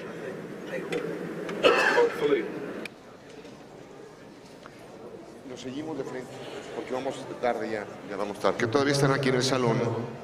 Les informo que a las 7 p.m. es el cóctel en la alberca del hotel. Entonces, quítense el saco, la corbata y prepárense para la alberca. ¿Ya viene John? ¿Sí? Perfecto. Muy bien, entonces comenzamos. Transformación de la industria satelital y su impacto en la transformación digital. John Bond de EVP Global Services.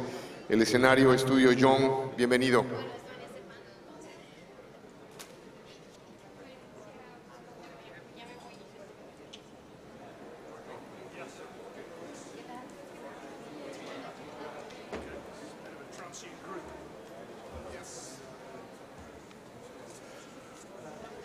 Okay, good afternoon, everybody.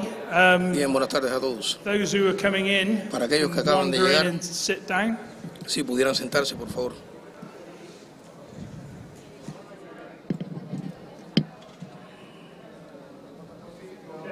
Bien. The first apology is my Spanish is very poor.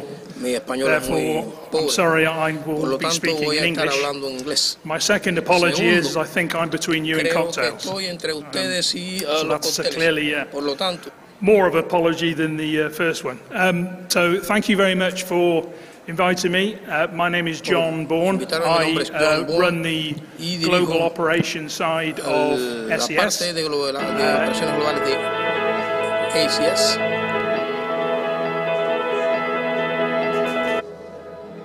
Está acá.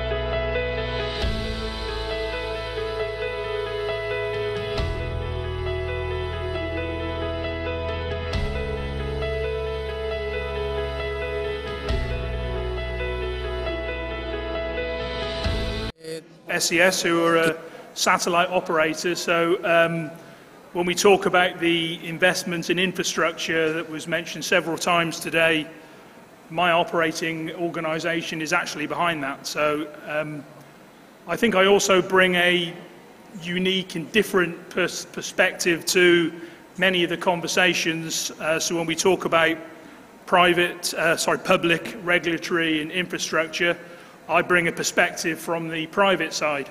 The good news is that we're saying pretty similar things. So I've been asked to talk today for a few minutes on this grandiose term called connectivity. So what I thought I'd do is I'd start with a video and hope you enjoy it. Please play the video. Por favor, rueda el video.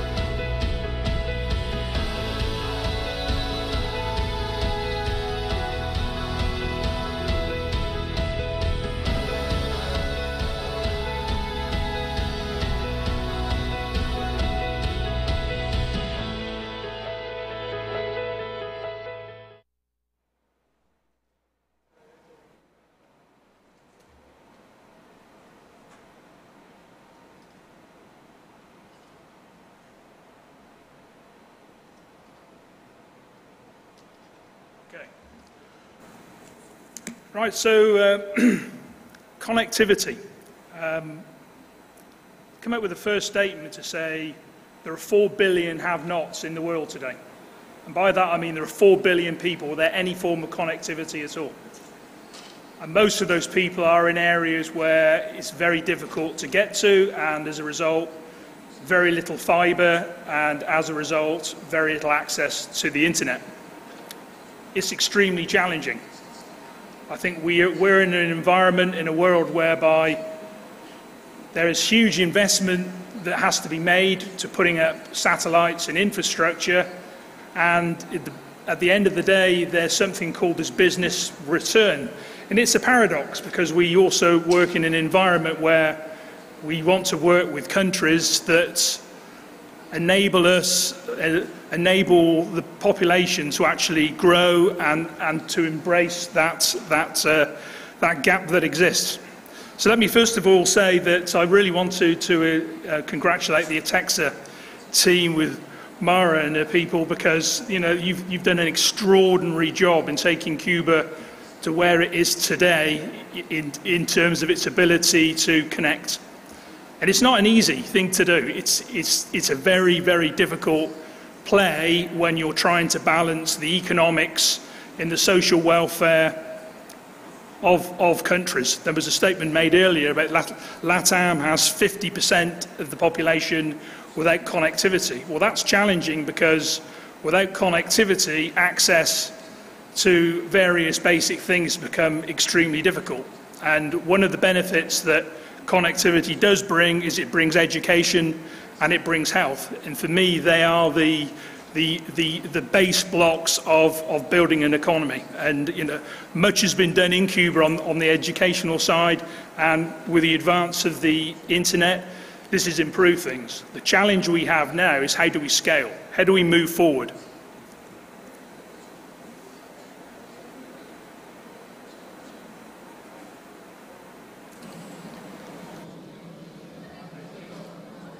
So digital transformation is having a huge impact across the globe. As I said before, the have-nots are becoming the haves, enabling nations are looking to compete on a global scale. And at the heart of this is the ability to connect with people and create worldwide education and worldwide healthcare. There's a slide here that's not sure what that is.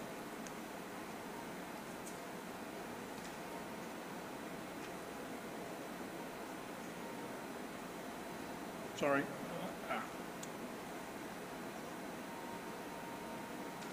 This is a very interesting piece of information. So from a global perspective, in any minute, in any day, these are the transactions that are going on. Netflix, 87,000 hours of videos are being watched. 3.8 million Google searches. 29 SMS messages being sent. 400 hours of video being uploaded. So connectivity is going on, and it's going on everywhere. And the challenge that LATAM has is that how does it jump on that journey and indeed try and catch up? And it's a huge challenge.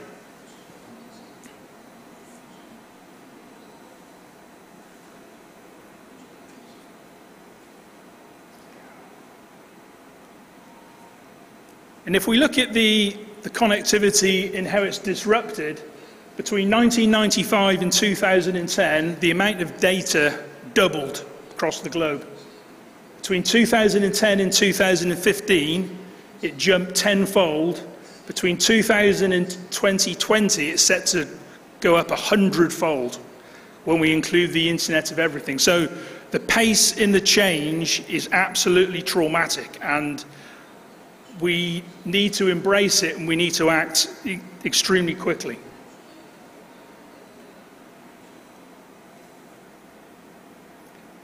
If you look at the SES global bandwidth supply, you can see that the satellite demand is truly rocketing.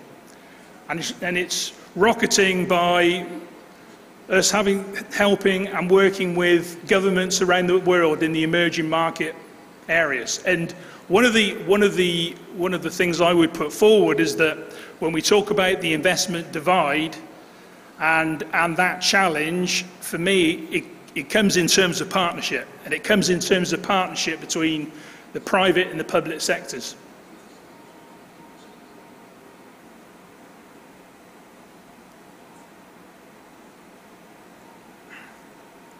There it is.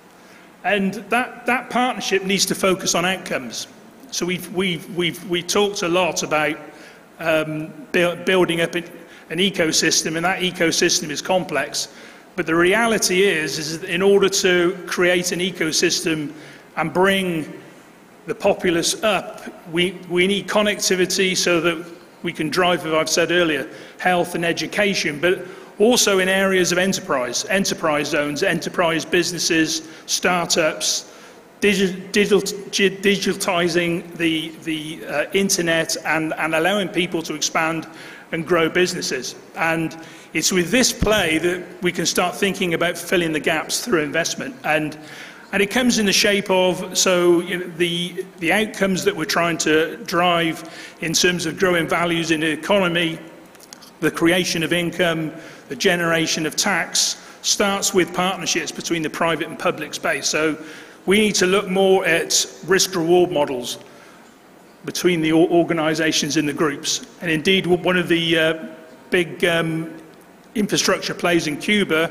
at the end of 2017 was for SES to build a satellite system in the country and bring that up live. And, and that's given huge access to a number of the people in Cuba. But the shifting is from really technology-led plays to value-add plays. It's from the value-added aspect of what we want our people in our countries to actually do and generate income and revenue and GDP and taxation, and slowly and surely that infrastructure starts to build.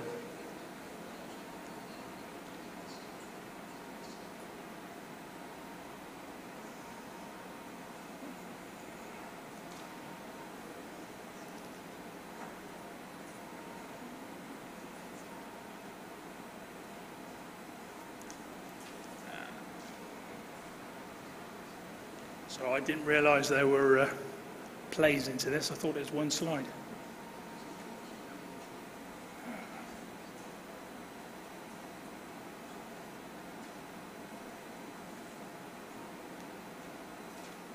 So the 5G, so there's, absolutely a fundamental focus on the global economy getting to that point. Sorry, this slide is playing out. I don't know what's wrong with it. Forwards. Just take it to the very end. I didn't realize that there was a build on it. But the fundamental focus around 5G is our ability to connect, every area of our economy, from head-end, residential, commercial, through all the way to aero, which should still appear on the end here.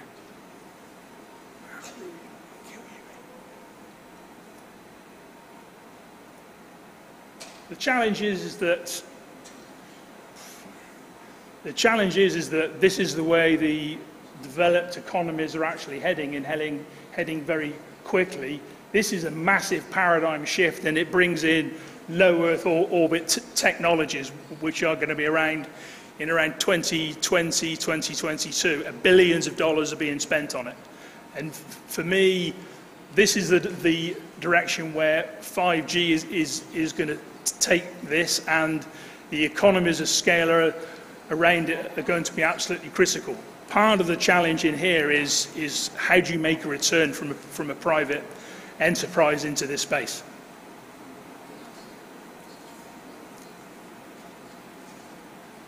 So Empower, so the SES organisation has got a low Earth orbit solution, and that will dramatically drive the price of data down. It'll certainly bring it down to competitive levels with fibre.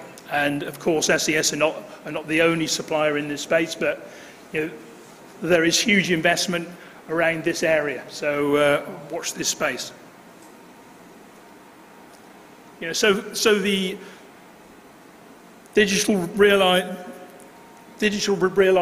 isn't just about the content, it's about local content. So it's about how we as a private enterprise work with the public enterprise in determining how we can help you manage and control the local content. And I mentioned this earlier, but from a LATAM perspective, 10% are without internet coverage, 57% have got some coverage but not broadband, and only a third of the population is subscribed to broadband itself. So there is huge opportunity, but there's a cost dilemma in it as well. So you can read that. The challenge is that connectivity is growing at huge pace.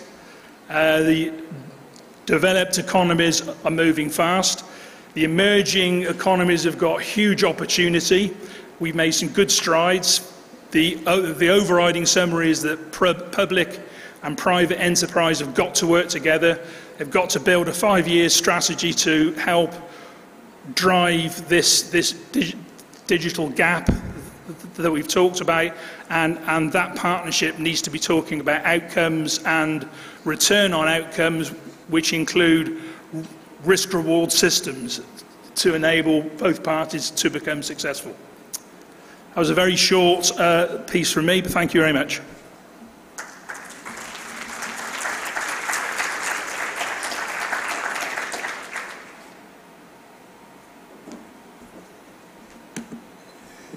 Muy bien, muchas gracias. Vamos a comenzar el siguiente panel a continuación, que es Políticas Públicas para el Desarrollo de la Infraestructura Digital. Este panel lo va a moderar Juan Young. Juan, por aquí estás, perdón. Adelante, Juan, el escenario es tuyo.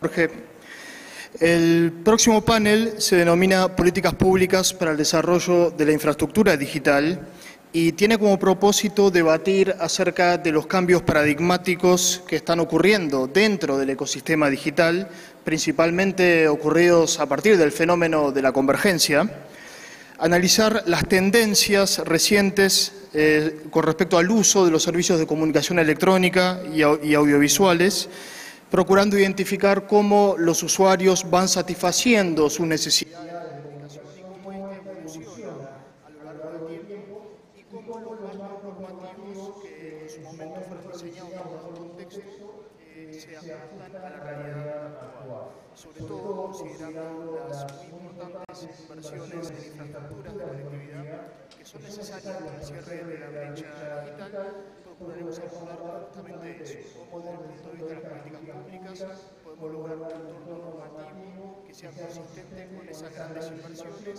que sea consistente con el funcionamiento actual del mercado. Entonces, me gustaría dar la bienvenida a nuestros panelistas. En primer lugar, me gustaría invitar a Héctor Huisis, secretario TIC de Argentina, a pasar a la bienvenida al panel. En segundo lugar, a Robert Pepper, líder del Global Connectivity and Technology Policy Group de Facebook. Policy of Facebook, Brenna Weber, Integrated Economist of the USD, Jose Brano of the Wholesale Business Section of Telefónica, and Germán Valido Arias, Executive Director of CRC from Colombia. Also, would like to welcome Frank Gonzalez from Analysis Mason, who will make the initial presentation, from which we will have a panel with these distinguished panelists. We remind you that you can use the application for the questions from the public, starting with the CLT 18 code and then choosing hole A, which is where we are right now.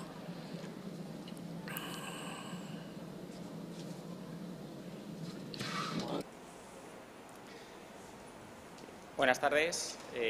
Gracias a todos. Afternoon. Thank you all. It is a pleasure to be here again in the CLT talking about such an important topic in the region. We also want to thank ASIED for the opportunity of working together in this ambitious project. I have 15 minutes, so I will focus on the most important topics for the debate.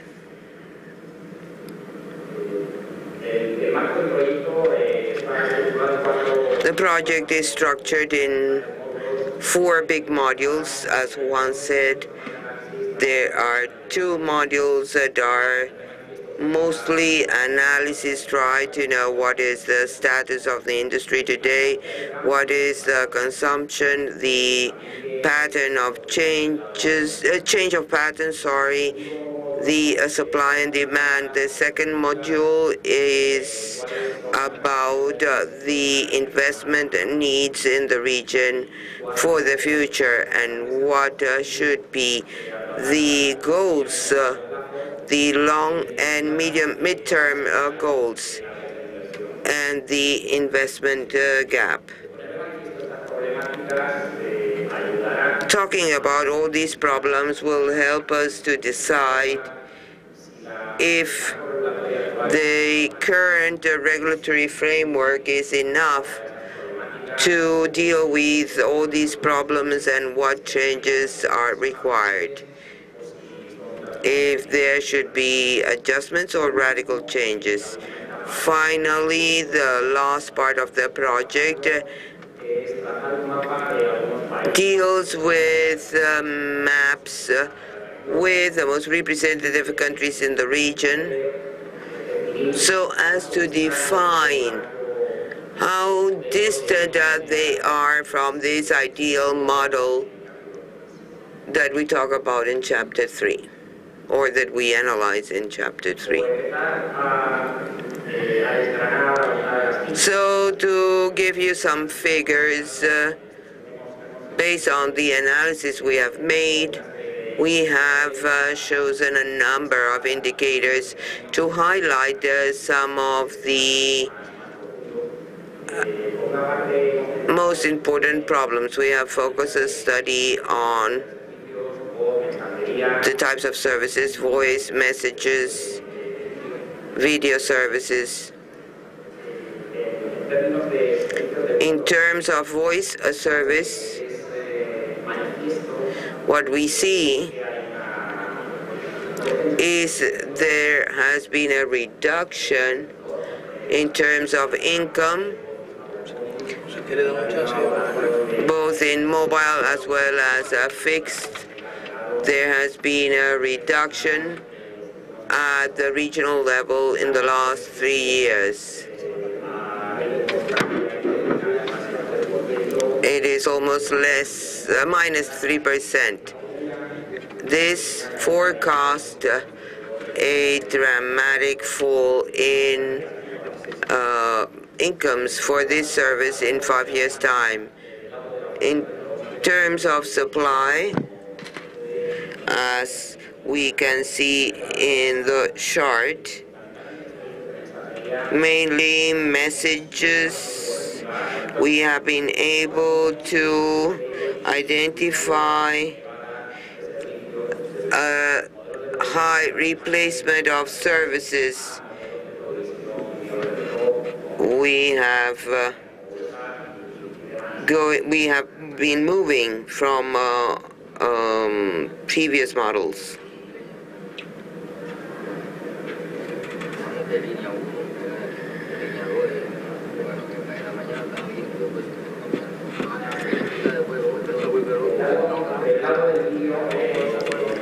In the case of videos, the most important message is that there has been growth in the industry based on subscriptions, Netflix, and replacement are less marked. And what we have detected in terms of consumption habits is the complementarity of these services. What we want to see also in terms of operators is how all these changes that are taking place are having an impact on their profitability. We have a graphic that shows the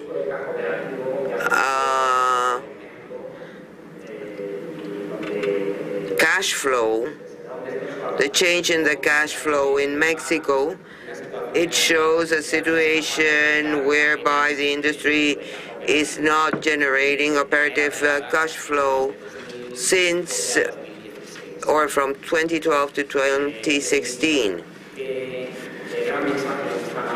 What is the message here? Well, both supply and demand dynamics, and particularly drastic changes in terms of service consumption and use patterns and new competitors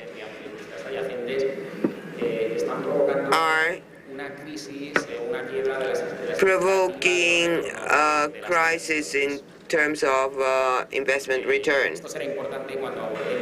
This will be important when we analyze the long-term objectives in terms of infrastructure in the region to understand how we can solve the problem and how easy or difficult those solutions may be.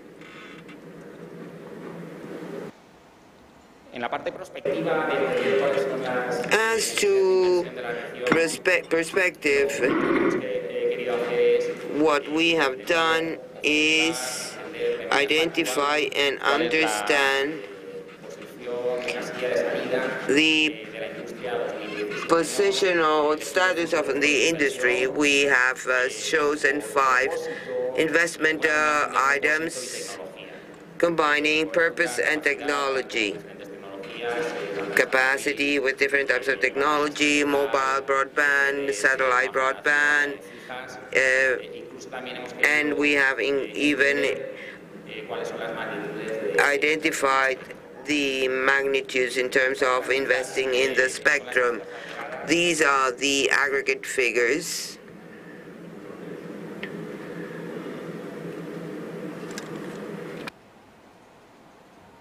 A nivel región, hemos tomado una muestra de 30 We have taken a sample of 30 countries in Latin America and the Caribbean based on GSMA data that gives us a lot of information. The big question here is we need a long-term goal for, let's say, 2025.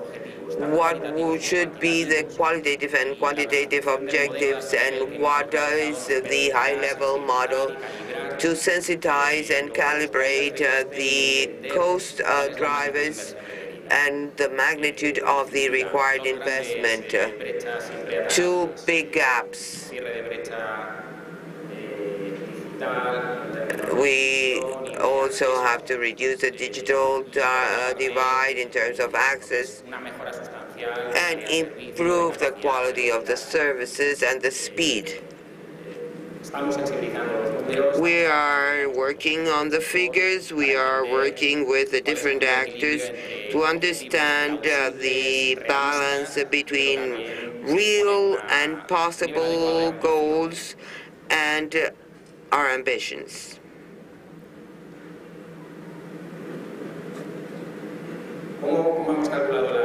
How have we calculated this investment gap? Well, we have established a baseline. We have taken into consideration the investment trends in the private sector in the region. We have ratios of 18 to 20% investments on income, based on income, and trying to see what would be the potential scenario for increasing income and maintaining the investment levels, which has been quite sustained in the last years. Then we need to establish objectives in terms of coverage, population size, availability of a spectrum. This will allow us to find what would be the required investment to attain these objectives.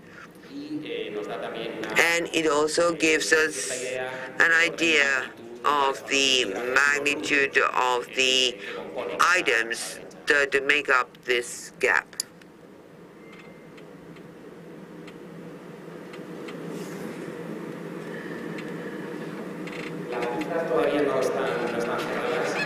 These are not close figures.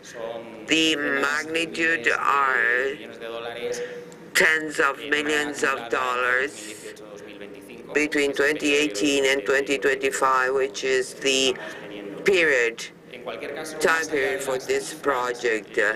Beyond the figures, in these cases, where we have investment gaps, we need to reflect on 3 main questions that have to be answered. One is when, the other one is for what. Most of the Gordian world is analyzing if the investment will take place or not. So they need to know for what purpose, and maybe the objective is not the same objective of the public policy. And the last big question is who? How are we going to finance this, and who is willing to take the risk? We think there is a unique opportunity to place Latin America at the center and try to provide infrastructure, a world-class infrastructure in line with the development of other regions when establishing our long-term goals. We have to take into consideration the ambitions and goals of other regions, like the OECD countries, the objectives also of the European Union. As a reference, of course, we need to establish realistic goals and objectives. In any case,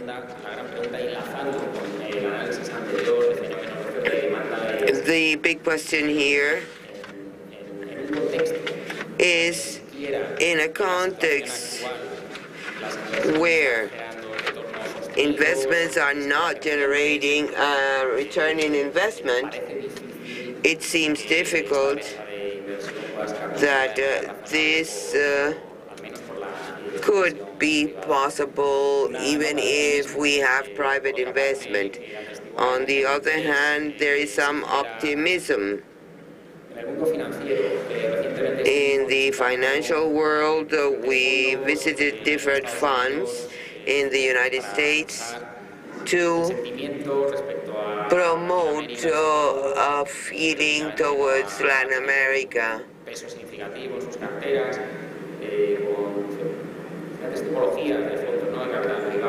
with different types of funds, private funds, pensions, multilateral funds.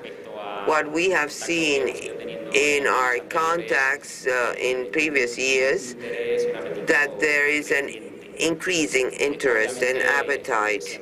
Obviously, we are always asked about the stability, the regulatory framework, the conditions of the regulatory frameworks.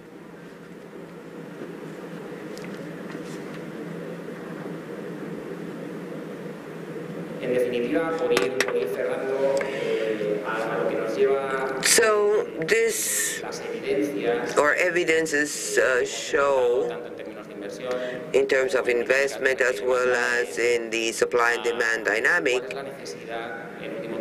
leads us to the need for public policies agenda, normative agendas in the region, regulatory agendas in the region, have to be adjusted so that we can address these challenges.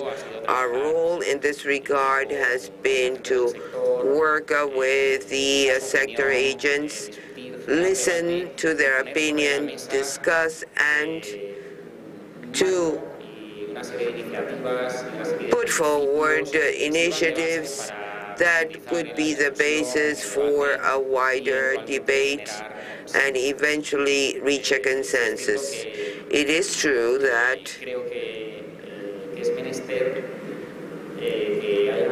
it is necessary to sensitize people. This has been a debate that has been going on for some years now. In previous Congresses, we have moved forward, but there is still problems that we have not been able to solve, despite its urgency.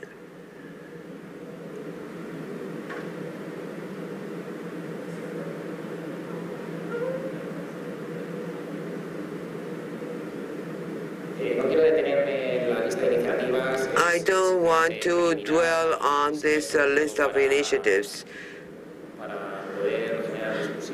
I think we should use this to encourage a debate. Now, there are essential problems that the industry has to address. How do we mobilize a regulatory agenda? Some panels, previous panels, had dealt with this. How should we adequate policies, prices, spectrum licenses, renovations or renewals? The market, which is different than the market we had 5 years back. There has been an improvement in coverage, in quality of services. We have also talked about legal framework. We have talked about the asymmetry among the different countries, the real dynamic of the users or clients, what they are asking for, the consumptions, packages, package services. So it's very difficult to make regulatory decisions to benefit the users if the institutional framework does not allow to make best use or make most of telephone services and other services. We need to promote incentives for investment, the role of the state, in terms of providing infrastructure to the operators.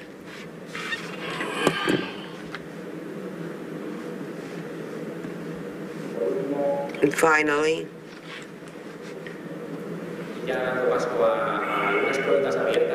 and here I have some questions that one can complement. These are open questions for you to reflect on. 3 concrete questions. One is, what are the objectives that we should establish for 2025 as a region? Because this will determine the investment required. Second question would be, to what extent current regulatory normative frameworks are encouraging investment, the investment required. And the third question, we need to discuss the role of regulation. This is an industry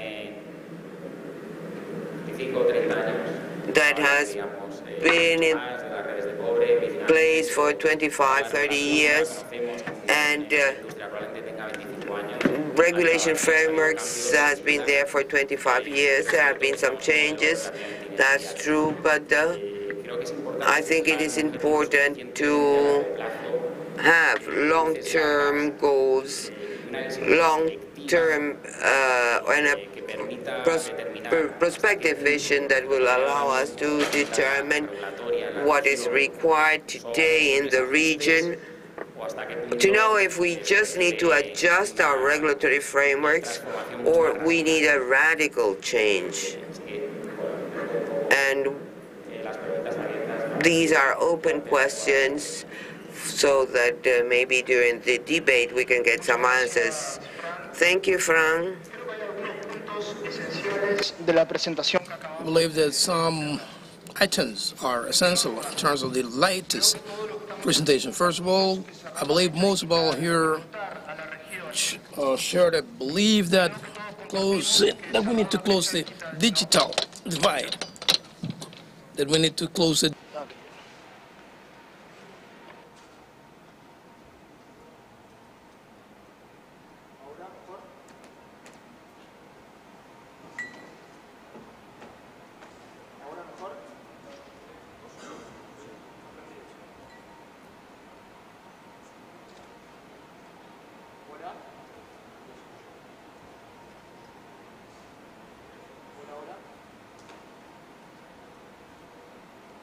Hola, ahora sí.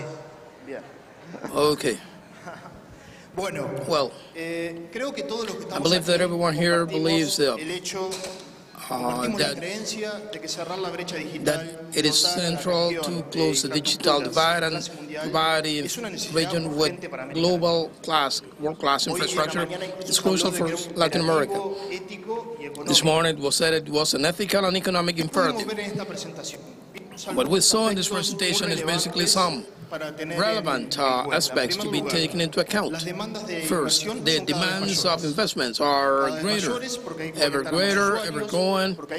More users are to be connected, the networks are to be improved, and the traffic going on or of transit, the networks is greater. But at the same time, the earnings from the telecommunications sector, who are the ones that actually make the infrastructure investments, are going down.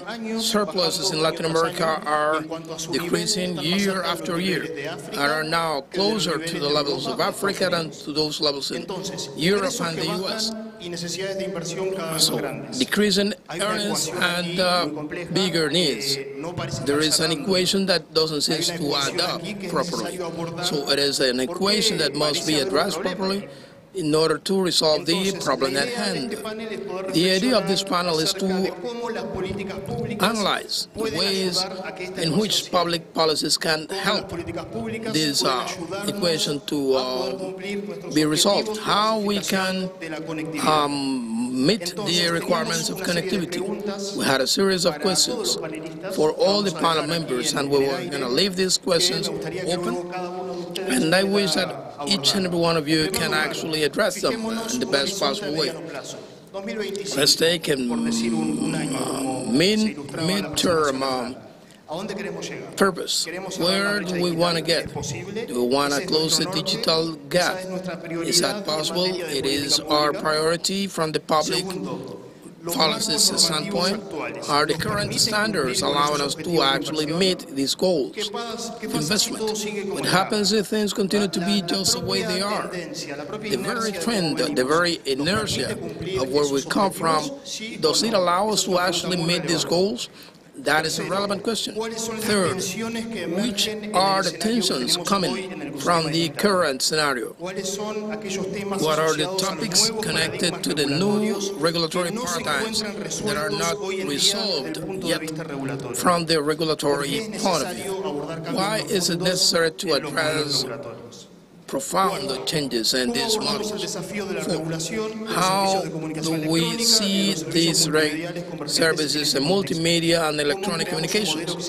How can we establish a sustainable model, allowing the investors to get their dividends back, allowing to have the relevant connectivity investments to close the digital gap in the mid-run? And last, to concentrate in a series of principles that can provide guidelines and establishing a model that we can discuss here. Technological neutrality as a relevant principle for this era.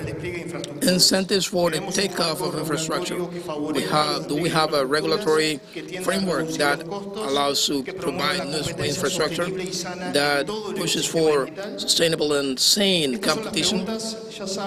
These are the questions.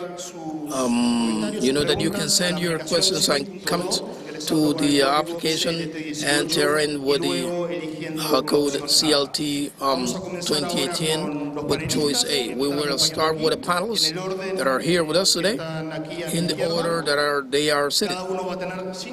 Each will have 5 minutes to respond to these questions. And then we'll take the questions of the audience. We start with Estor Huisi, Argentina, from the inception of the current government. President Macri in December 2015 has undertaken a process for a redesign of his different structures. They have started a debate a process that has been very much enriching. So I would like to ask you, from your perspective of the Argentinian government, what are the answers you have for these questions? How should this regulatory framework be, how can this regulatory framework be designed? Good afternoon. Thank you, and thanks to the organizers of this conference for this opportunity, and especially I would like to thank Cuba, who has received us, who has welcomed us with the warmth of its people and its climate. I would say some of the items to take advantage of these 5 minutes. In 2025 in Argentina sounds like the next century. So considering the experience and the history of our country, to make any sort of forecasts in such a long run, we as a government have put ourselves to meeting goals for the year 2020 to measure the degree of progress and compliance of these goals, especially when we compare ourselves as a country beyond the internal differences that we may have as a country. When we compare ourselves with Uruguay, for example, we are trying to enter this organization, and even though there is a trend to close the gap, there is still a distance to be covered. And as I said in some of the panels, Latin America has actually made great progress and has taken big strides to actually move forward. We expect to have 2 million new connections for 2020 and to double the average speed of the connections as compared to last year. That was between 8 to 9 megabits per second.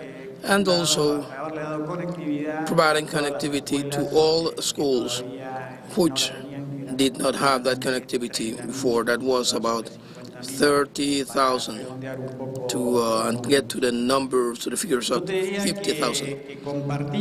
I would say that we share the goal of technological neutrality and facilitating the deployment of infrastructure, so much that this government sent a project of reform to the communications legislation in order to facilitate infrastructure deployment and provide more competitive infrastructure, taking away the barriers that place asymmetries, which due to technological situations were treated in a different way. As part of this context, provide availability for bigger spectrum for the development of the mobile services, especially mobile broadband. What you have said is true. There are in this decrease in ARPUs, and it implies limitations in the business sector, since private companies need to have a surplus for developing infrastructure. But I believe that there is still parts which, as Raul said in his presentation, the market eliminates or corrects through processes of concentration which have taken place cyclically in different industry of intensive capital industries like this one. Other things can be done from the government. I believe we can do a lot in reducing the cost of investment. Some places I may have the need of having more spectrum in order to have a better use to provide the same service with less investment. But that is something that the government can do, to have the relevant mechanisms to collect from this spectrum, which do not mean to artificially increase the cost. There is always a debate between the sectorial vision and the perspective of the macro economy that is the realm of the ministers of the tax authority leaders, and we have to find better mechanisms in order to tackle these problems. My view, an interesting mechanism, and how we can allocate spectrum. If we can collect, we should provide coverage obligations, allowing to have a return that was already paid for this spectrum. We can do a lot to decrease the cost of infrastructure when we conduct public works, so that we can continue to develop our taxes and decrease the costs. The same applies for the last mile when we try to lay wires, when we try to lay pipelines or gas pipes. We can use the same ducts for that and use the existing infrastructures of these services to actually lay the cables of fiber optics in cities, medium-sized, large-sized cities, and we can reduce a lot of the costs incurred in this matter and provide relevant support. Unfortunately, in many cases, a lack of global, holistic perspective bans us from actually using these resources in the best way. At times, the agencies are trying to see a business that will help them improve their accountability and not seeing the benefits that would come as a result of reducing the cost of infrastructure in communications. So I think that even in this context, and the stats demonstrate that there is a lot that can be done to facilitate investment and meet these goals of closing the digital gap. There is more to be said, but I don't want to take more than the time allocated to me. So in any case, there will be always time for questions.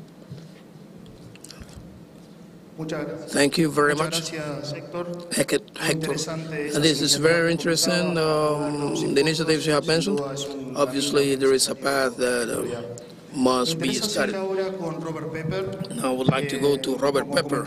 As we said, the closing of the connectivity gap is important. I would like to know Facebook's vision on what could be the path from the public policy standpoint, trying to achieve these goals.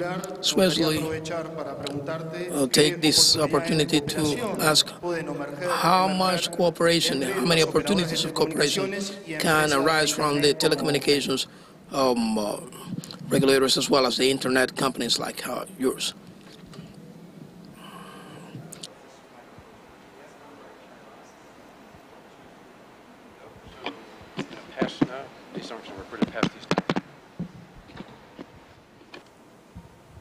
Thank you. Muchas gracias y me disculpo por hablar en inglés. Bien, para responder su pregunta, ¿cuál es la relación? Primero que todo, Facebook, de la forma que respondemos a esa pregunta, o que resolvemos esa pregunta, creo que muchos lo saben, y más bien todos aquellos que han estado en otras reuniones en las que he tenido la oportunidad de hablar sobre ella. Vemos la relación con los operadores telefónicos y certificadores como una asociación significativa. Esa es la. We can't do what we do without great networks. And frankly, we provide the content, the demand side for why people subscribe. And what we're seeing is as network operators make the transition from analog to digital business models, we're driving demand that results in actually increased ARPU, increased demand for data plans, and so we see this as an extremely important symbiotic relationship. We'll come back to it later, but the real trick here, the most difficult thing for existing operators is the transition from being companies that were created and designed as minutes of voice companies to make the transition into digital companies. So, you know, there were 5 assumptions, and again, for those of you who have heard it, I apologize, but there are people here who may have not. There are 5 assumptions that were the underpinnings of the entire industry for probably 80 years. The first was that the product was voice. The second is that the metric by which you measure, bill, and regulate was the minute. And then, using first economic principles, when you have an incremental cost, you have an incremental price. We used to call them traffic-sensitive cost and traffic-sensitive prices. The longer you talked, the higher the cost, so you had per minute charges. The longer the distance, the higher the cost, so you had distance charges.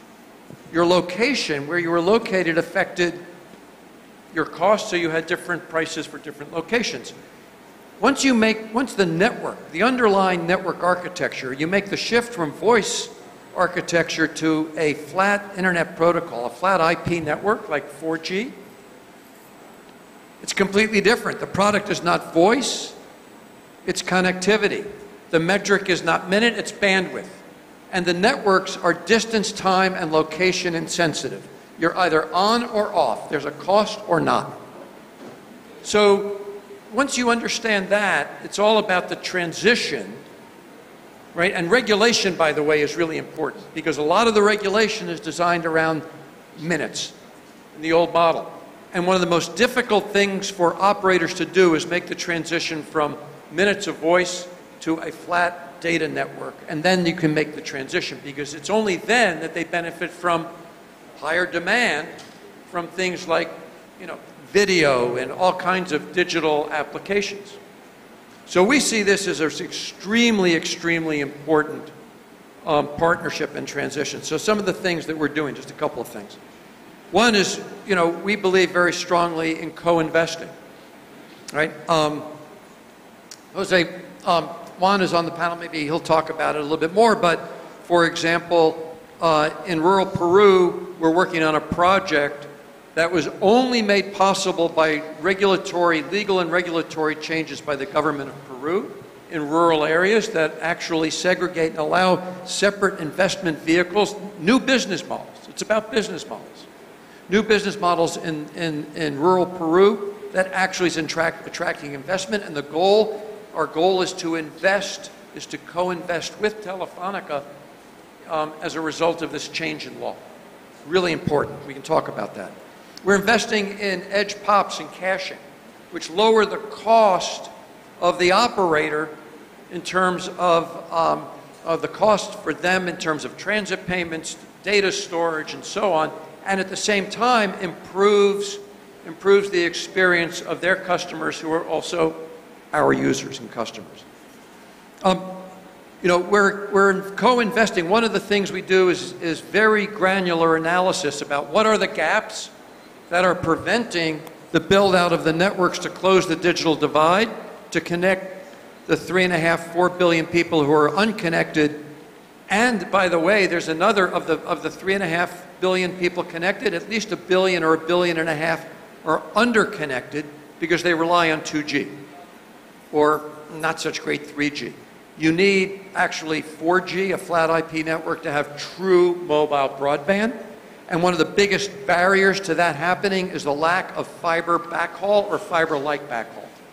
So some of the things we're doing in terms of real non-trivial investment is, for example, in Uganda with Airtel, one of the mobile operators, and BCS, another operator, we built an open fiber, 770-kilometer fiber core network that we co-built with them to connect cell towers, the mobile towers, the base stations, so that they get the fiber backhaul so they can actually change out to go from 2G to 4G.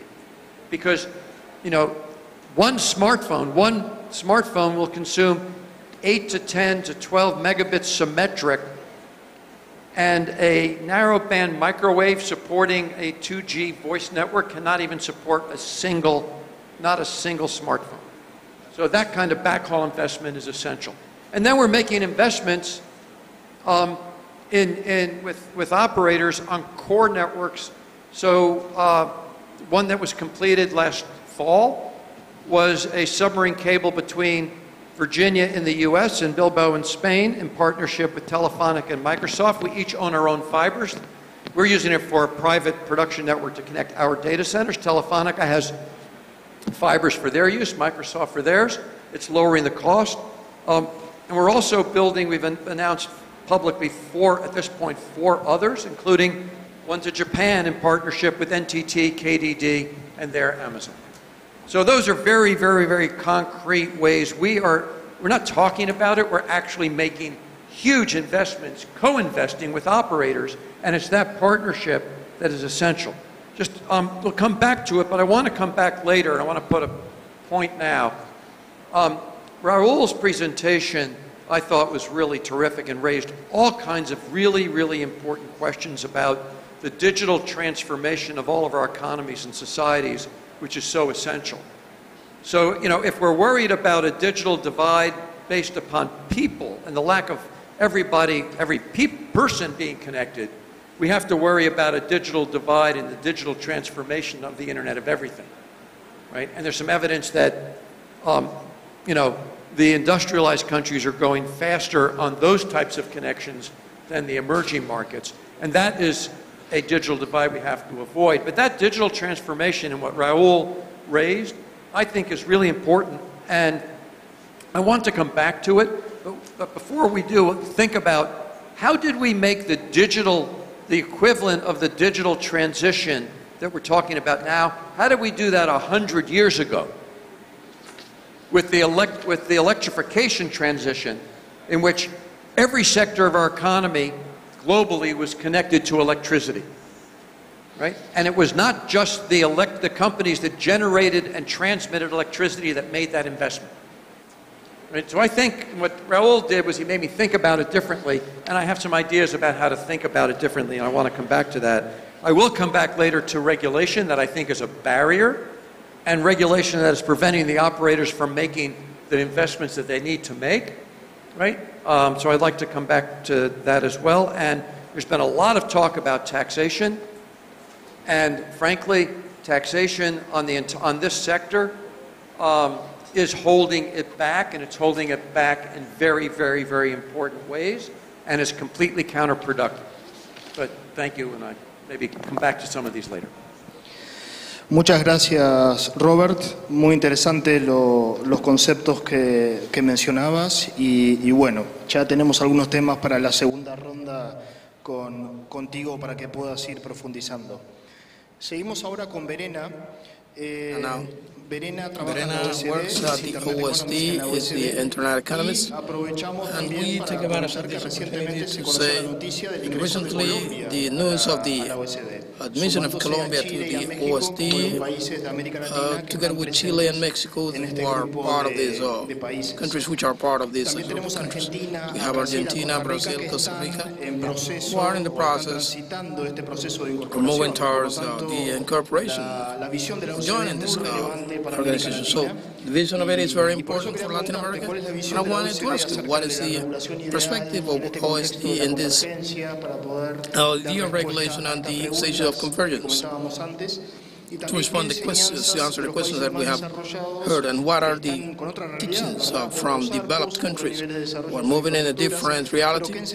What are the lessons that can be learned from Latin American countries who still have a long way to go?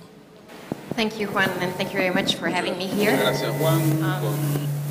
But before I'm starting on my intervention, since this is the first time I'm speaking in Latin America after this important decision, I would like to congratulate Colombia for its accession to the OECD. I would like to say how pleased we are to have you as our 37th member country, and we very much welcome our joint work in the future. Now, coming back to the questions. First of all, what should be the objective for Latin America? So at the OECD, we are at the moment having a very big project which is called Going Digital, where we're looking at the digitalization of the entire economy. But what you need for the digitalization of the economy is communication infrastructure. I mean, without, you can't do it. It's as simple as this. So from our perspective, what needs to happen in Latin America is to increase connectivity, and this especially in rural and remote areas. What we have seen over the past years is that a couple of countries have started to develop national fiber networks, and we welcome that move. We think it's very good. But one of the challenges that are there at the moment is to ensure the last mile connectivity. So basically what happens when the national fiber backbone is going to one point of the municipality, how does then the connectivity gets from that point to the people, to the smaller businesses, to the bigger company. Now, some of our OECD countries have the same challenge. So if you're looking at, for instance, at Australia, Australia has a lot of rural and remote areas. Australia is currently deploying a fiber backbone. And for some of the remote areas, they focus on fixed wireless solutions. And lately they have been quite successful with this. So fixed wireless might be a solution for quite some areas in Latin America. Now, everyone is talking about mobile, but a point I do want to make here is don't underestimate fixed line and don't underestimate the deployment of fiber. You need to deploy fiber further in the networks to be able to do 5G in the future. So 5G won't be possible without a good fiber backbone, a good fiber network. So this is one important point I would like to make. And now, besides connectivity, what we think what is very important in Latin America is to raise awareness and to further increase the skills levels. So a couple of years ago, Colombia was undertaking a large survey to understand why businesses weren't using the internet. And at a ministry, everyone thought, oh, wow, it's because, you know, especially the small ones, they simply can't afford it. But the result, interestingly, was people said, because I don't need it. So there's a lot to do, and as a consequence, then Colombia came up with some very important programs to connect micro companies and to actually show them, through connecting them to the internet, that they could raise revenues often by 20–25%. Finally, when it comes to skills, and we have the same challenge in OECD countries like in Germany and France. The digitalization of the economy is a fact, and it will continue. And this is why we have to work on improving the skills. And this starts in schools, goes on in universities, and is crucial at the workplace. Now, you were asking me, what about the regulatory frameworks? Should they change in Latin America? Shouldn't they change? So I leave the true national insights to the experts we're having on the panel from Argentina and Colombia, because that's their day-to-day work. But from an OECD perspective, for us it's very important that the regulators are equipped to undertake sound technical analysis to come up with evidence. So based on indicators, based on a sound analysis of the market situation, that they can take it from there to develop the regulation and the policies. And for the regulation, it's important that the regulator is independent and that it's not linked to day-to-day political decisions. So this is one very important point we would like to make. Also, to ensure the continuity in a regulatory roadmap. Now, secondly, what we think is crucial is the promotion of competition. So we have quite, I would say, a long tradition in analyzing several markets across the OECD. We're having 37 members, and for the last 20 years, what we have seen is that the level of competition is driving the level of investment. So if you have a very competitive market, it's much more likely that you'll see investments in this market. We see in some Latin American countries that concentration is quite high. So we think it's very important that the regulation in Latin America fosters competition. And now with respect to convergence, which is, well, a very fancy topic we're having these days, not only Latin America, but also like in the discussion of the OECD. So what we see at the OECD, we have a tendency towards converged regulators. So regulators that not only have a mandate for the telecommunications sector, but also for the broadcasting sector. So roughly half of our member countries these days dispose of a converged regulator. The second trend we see when it comes to convergence is that communication regulators are currently looking on how to broaden their role and what their role should be. So the French regulator, ARCEP, for example, just recently came up with a measurement tool for network neutrality. So they are trying, to really map the several degrees of network neutrality in the country. The same regulator is currently developing an agenda for the Internet of Things that Bob just mentioned. While we're meeting here, BEREC, which is the association of all the European regulators, is meeting in Poland, and they're thinking about the role of the communication regulators for a data economy. So they're looking into what would be the role of the regulator in a data-driven economy. Now, the second point I would like to make with respect to convergence, for us, what is very important is that different market players from different sectors need to be able to enter easily each other's markets. So we did a review on Mexico last year, and there one of our important recommendations was that the broadcasting players need to be able to enter the telecommunication market to foster competition in the telecommunication market, and the same needs to be true for telecommunication operators in the broadcasting market. And finally, as you mentioned, taxes. We have a whole group in the OECD currently looking at taxation, and one of the most contested issues is certainly, what do we do about general tax policies? But what I can say from our perspective, from a communication infrastructure perspective, is we don't like sector-specific taxes. So we don't think there should be specific taxes just for the communication sector. Again, we undertook an implementation review of communication policy and broadcasting policies in Mexico, and one of our recommendations was to eliminate the specific tax on telecommunication services. Thank you. Muchas gracias, Verena. Me interesa recordar a todos que está abierta la posibilidad de hacer preguntas a través del sistema siri.do. Ingresan ahí con el código CLT18 y luego eligen la opción A por la sala A en la que estamos. Seguimos ahora con Germán Darío. Colombia ha sido un país líder en políticas públicas en los últimos 8 años para el sector TIC, incluso desde el punto de vista institucional, a través de la creación del Ministerio TIC y registrando importantes avances en materia de...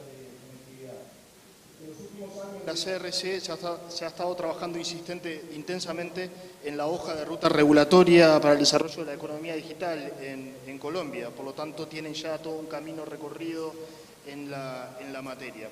Me interesaría preguntarte, Germán Darío, ¿cómo ves esto que estamos discutiendo, las preguntas que habíamos dejado en el aire y qué soluciones podrían sugerir desde el lado vuestro? Bueno, primero que todo, muchas gracias por la invitación, compañeros de panel. La pregunta es bastante amplia, podría hablarle mucho tiempo al respecto, pero me quiero concentrar en varias cosas. Quiero decir lo que Colombia está haciendo, lo que no ha hecho, digamos que las cosas que ha hecho que no han funcionado tan bien y las que han funcionado bien para el tema de cerrar brecha digital. Por ejemplo, Colombia tiene 1.122 20.000 habitantes. En 182 municipios no hay ni siquiera internet. En 630 hay un solo proveedor de internet o de servicios de comunicación. En 198 hay 2 proveedores de telecomunicaciones. Esto, bueno, y en los demás hay, digamos, en Bogotá hay 7 competidores y así, digamos que es evidente que el tamaño importa, digamos.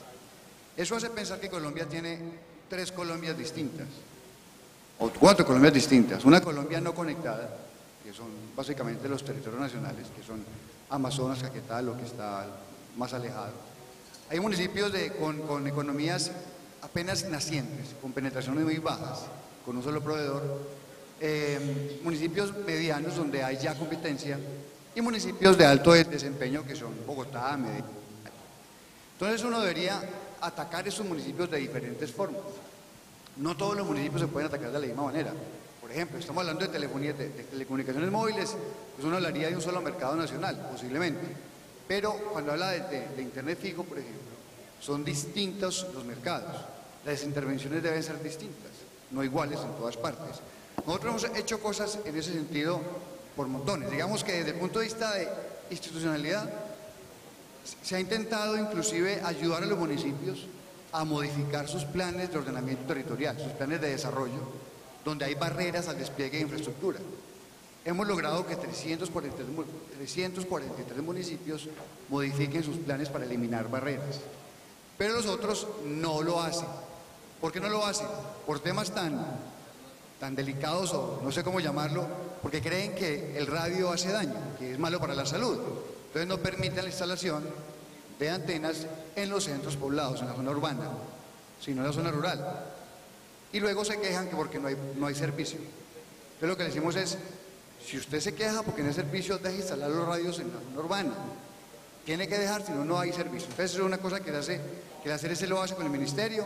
Somos segunda instancia, por ejemplo, cuando un operador pide un permiso a un municipio para instalar una antena y le dicen que no, la CLT es segunda instancia legal, es superior jerárquico. Pero resulta que es muy poco eficiente. ¿Por qué? Porque cada municipio es autónomo en las normas. Entonces lo que hace la CLT es simplemente revisar si en su norma existe o no la prohibición que dice tener para instalar la antena.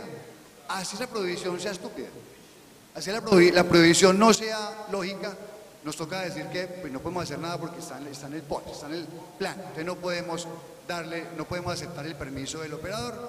En ese sentido hemos sido muy poco exitosos. Generalmente pierde el operador la primera, porque el municipio efectivamente es una norma que puede desarrollar la antena en el urbano, así nos parezca algo que no debería ser.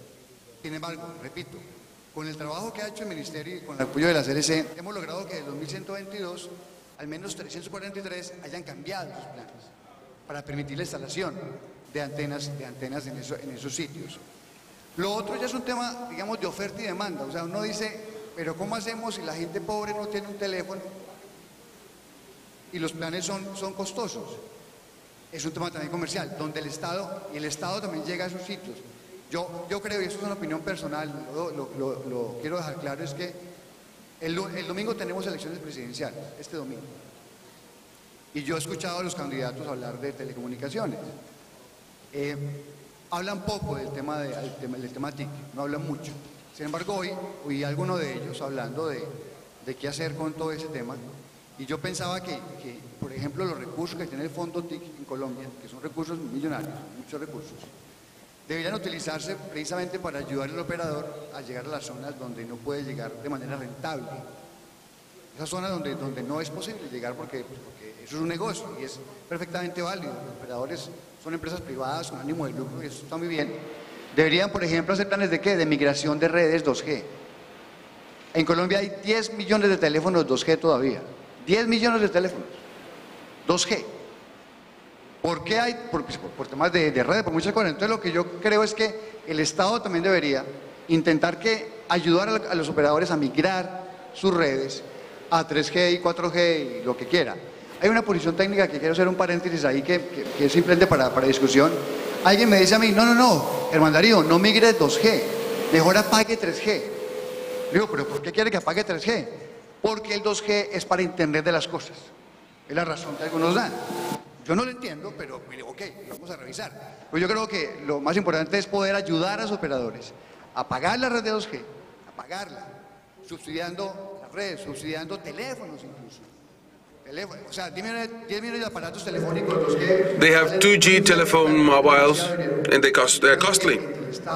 But among the state of the operator, they could have an agreement, some sort of agreement. There's many ways to do that, to help to reach to those population. It's not about doing, speaking and doing nothing. there's a project by Google that allowed us to navigate by phone. It's very interesting. You have a phone, and you say, find Pepito stores, and they will give you the address by the phone, but that's not too much. I think the right of things should be to migrate from 2G, to turn off 2G, to help users to get the access to users that do not have access, and don't use the money, that's my personal opinion, that are not useful. For example, the points, the stores. That's a way to get to the places where there's no coverage. But that is temporary. It should be permanent. It's good to have a post there, a store there, but that won't be eternal. But there should be a point in which that can be replaced. How can we do all this? We should help operators. I will speak later about other things. Thank you, Herman Darío. Now we move to Jose Juan. Hello, Jose Juan.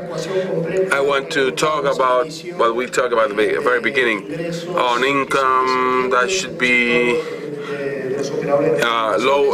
lower in the telecommunication sector.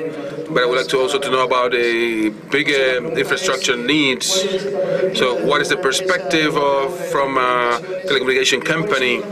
What are the most urgent changes that we should tackle from the political point of view in order to close the equation, and it could be a win-win situation in a short-term period?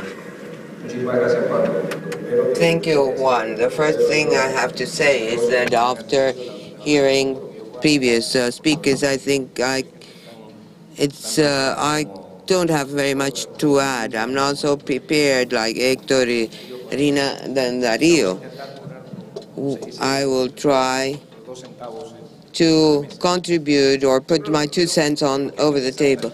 I think what we have to do in Latin America is, well, the last 25 years mark very clearly that we have to the bet on privatization of telecommunication was correct. When you evaluate the competitive rate, there is no doubt that the best infrastructure in Latin America is the telecommunications infrastructure, particularly mobile infrastructure. And this is very important because it tells what is the path forward. Betting on the private investment has led to better telecommunication networks than the road infrastructures, airports, ports, sanitation, power, energy, whatever. Secondly, what Robert Pepper mentioned was very interesting. We are at a transition. And imagine what would happen in Facebook if for any reason publicity incomes disappear. Facebook could not, or would go bankrupt. What would happen? Apple selling apples and iPods, they don't get the income from iPods or iPhones, sorry. So this industry 10 years back was, or the only income they had was voice service. And these services are no more. They have not disappeared totally, but there's been a drastic reduction in those services.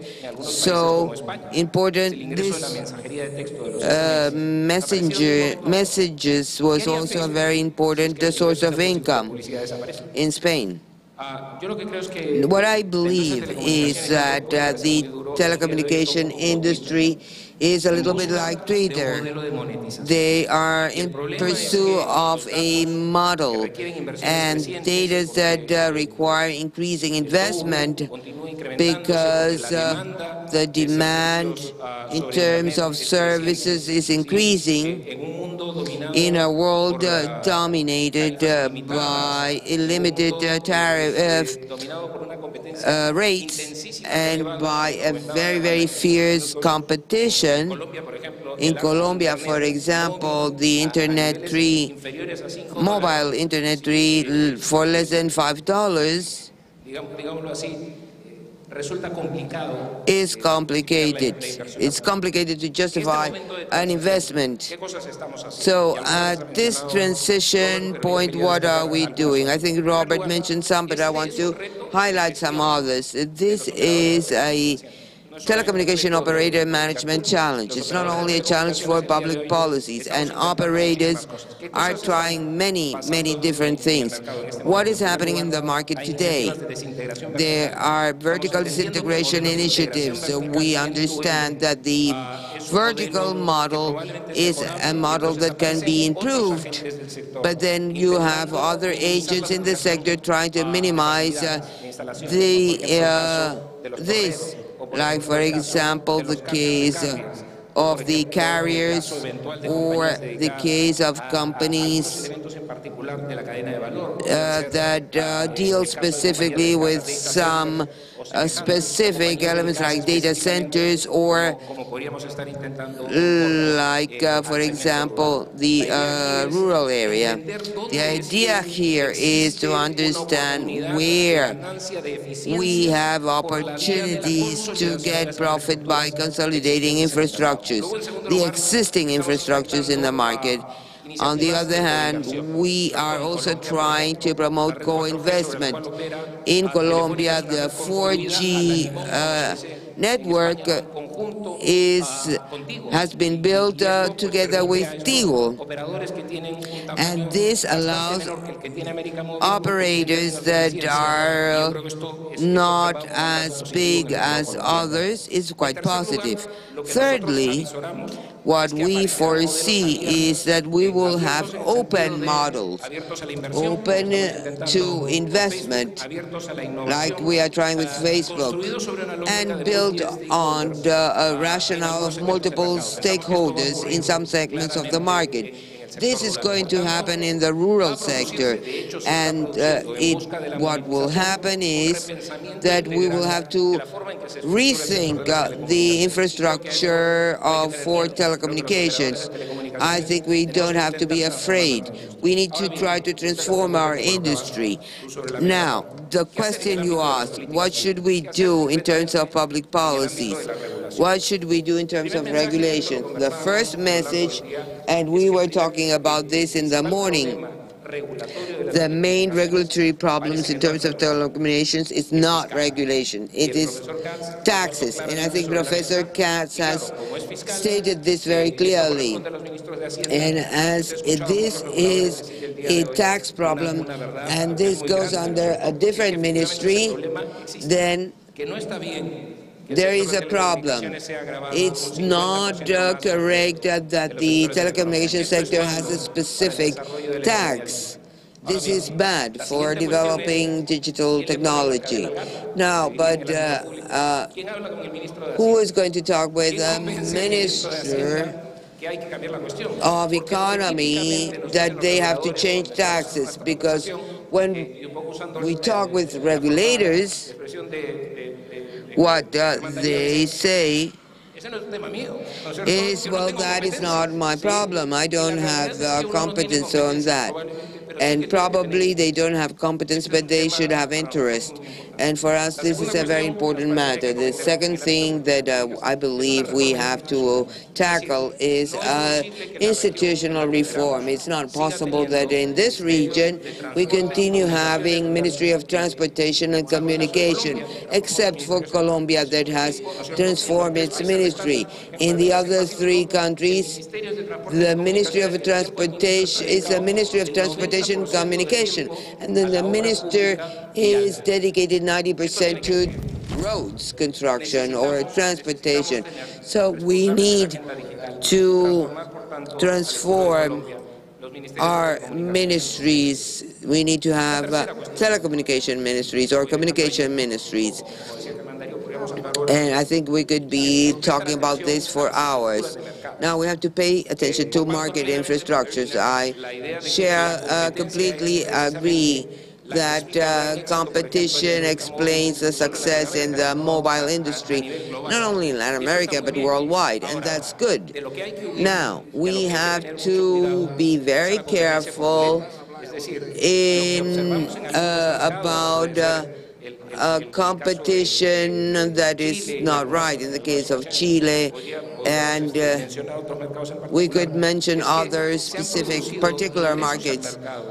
We have seen incomes in the market that are not based, that are not the result of efficiency.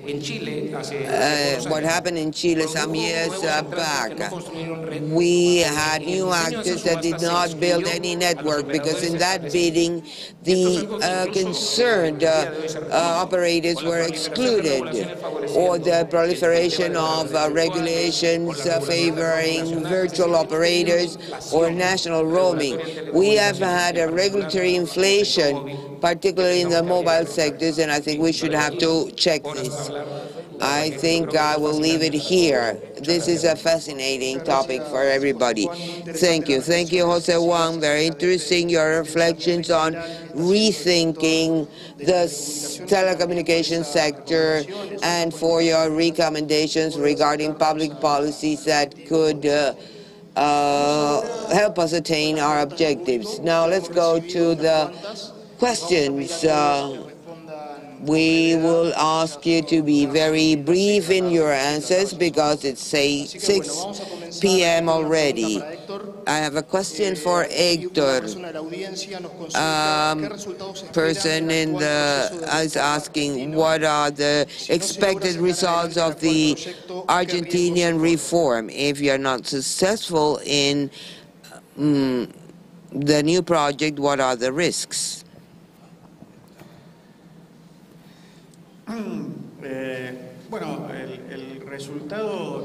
The result we expect when we submitted the project in the Senate is to achieve what other countries have achieved, countries that introduce similar reforms, to promote investment, to have more competition, and that the users will enjoy better services.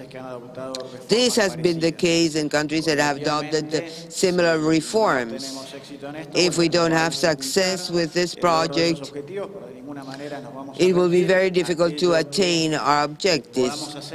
In any case, we will not surrender. We will try to find other means that do not need approval by the Congress, and we will try to persuade legislators about the convenience of introducing these reforms.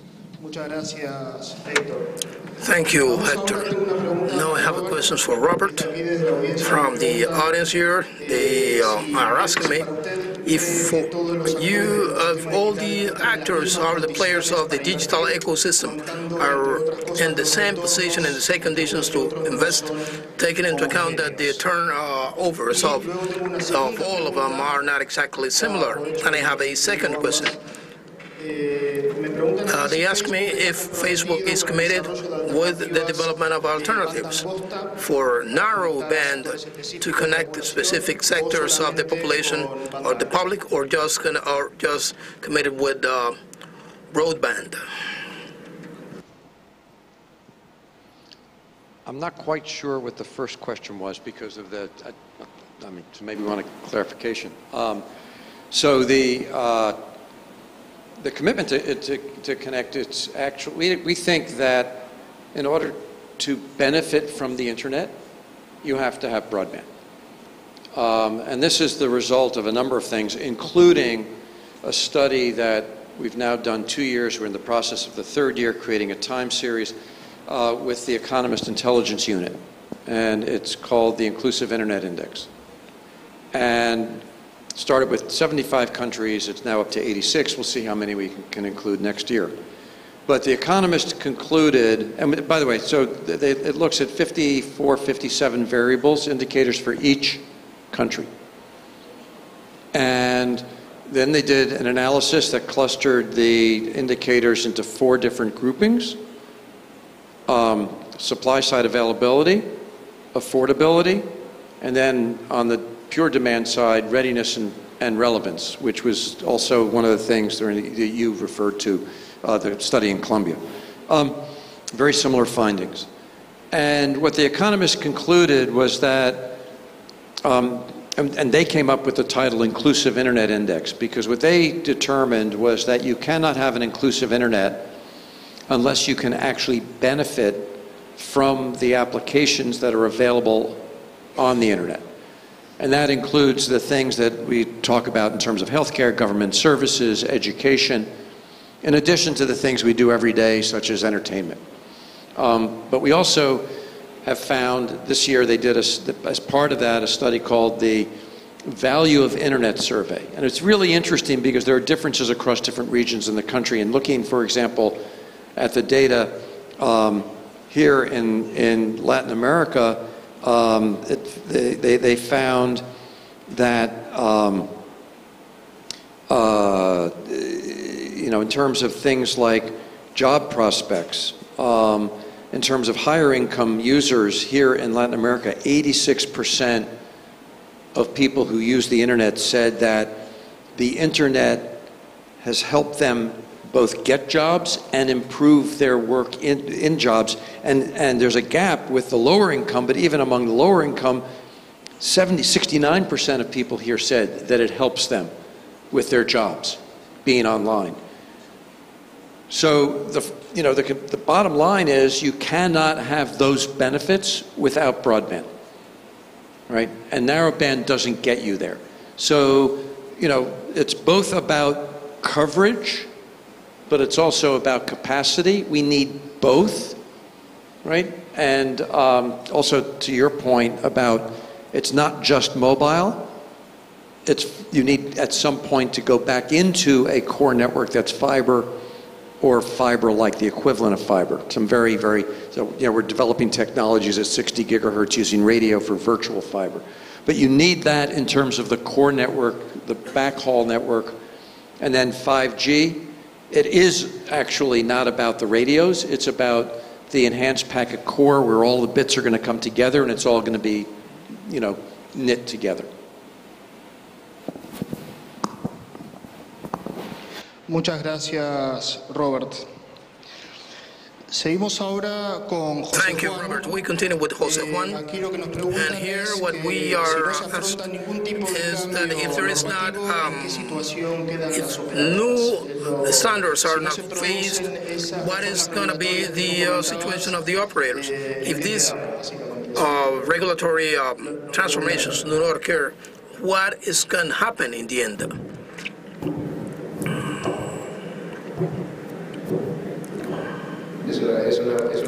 It is a very good question. Now, it is a Jean-Peter question. What happens when you are no longer there?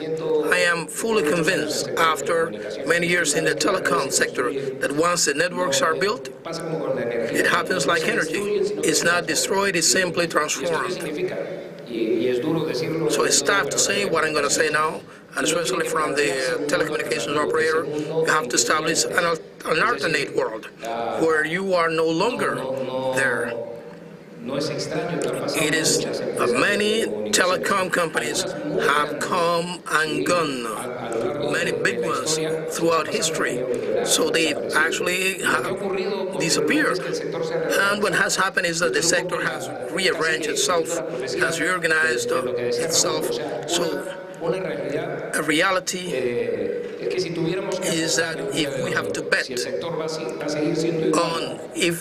the fact that the sector will continue to be the same, or bet on knowing that it's going to be different, I believe that the ones that bet on the changing sector is going to be the winner. So we as Telefonica have, as a company, the goal of being the survivors in this stage of transition. Now, having said this, I will use other terms. The truth is that digital connectivity is essential, but the telecom operators are not essential today. We have to earn the right to operate in the Latin American market day after day. So it's not what is going to happen. Telefonica or American Mobile is not essential.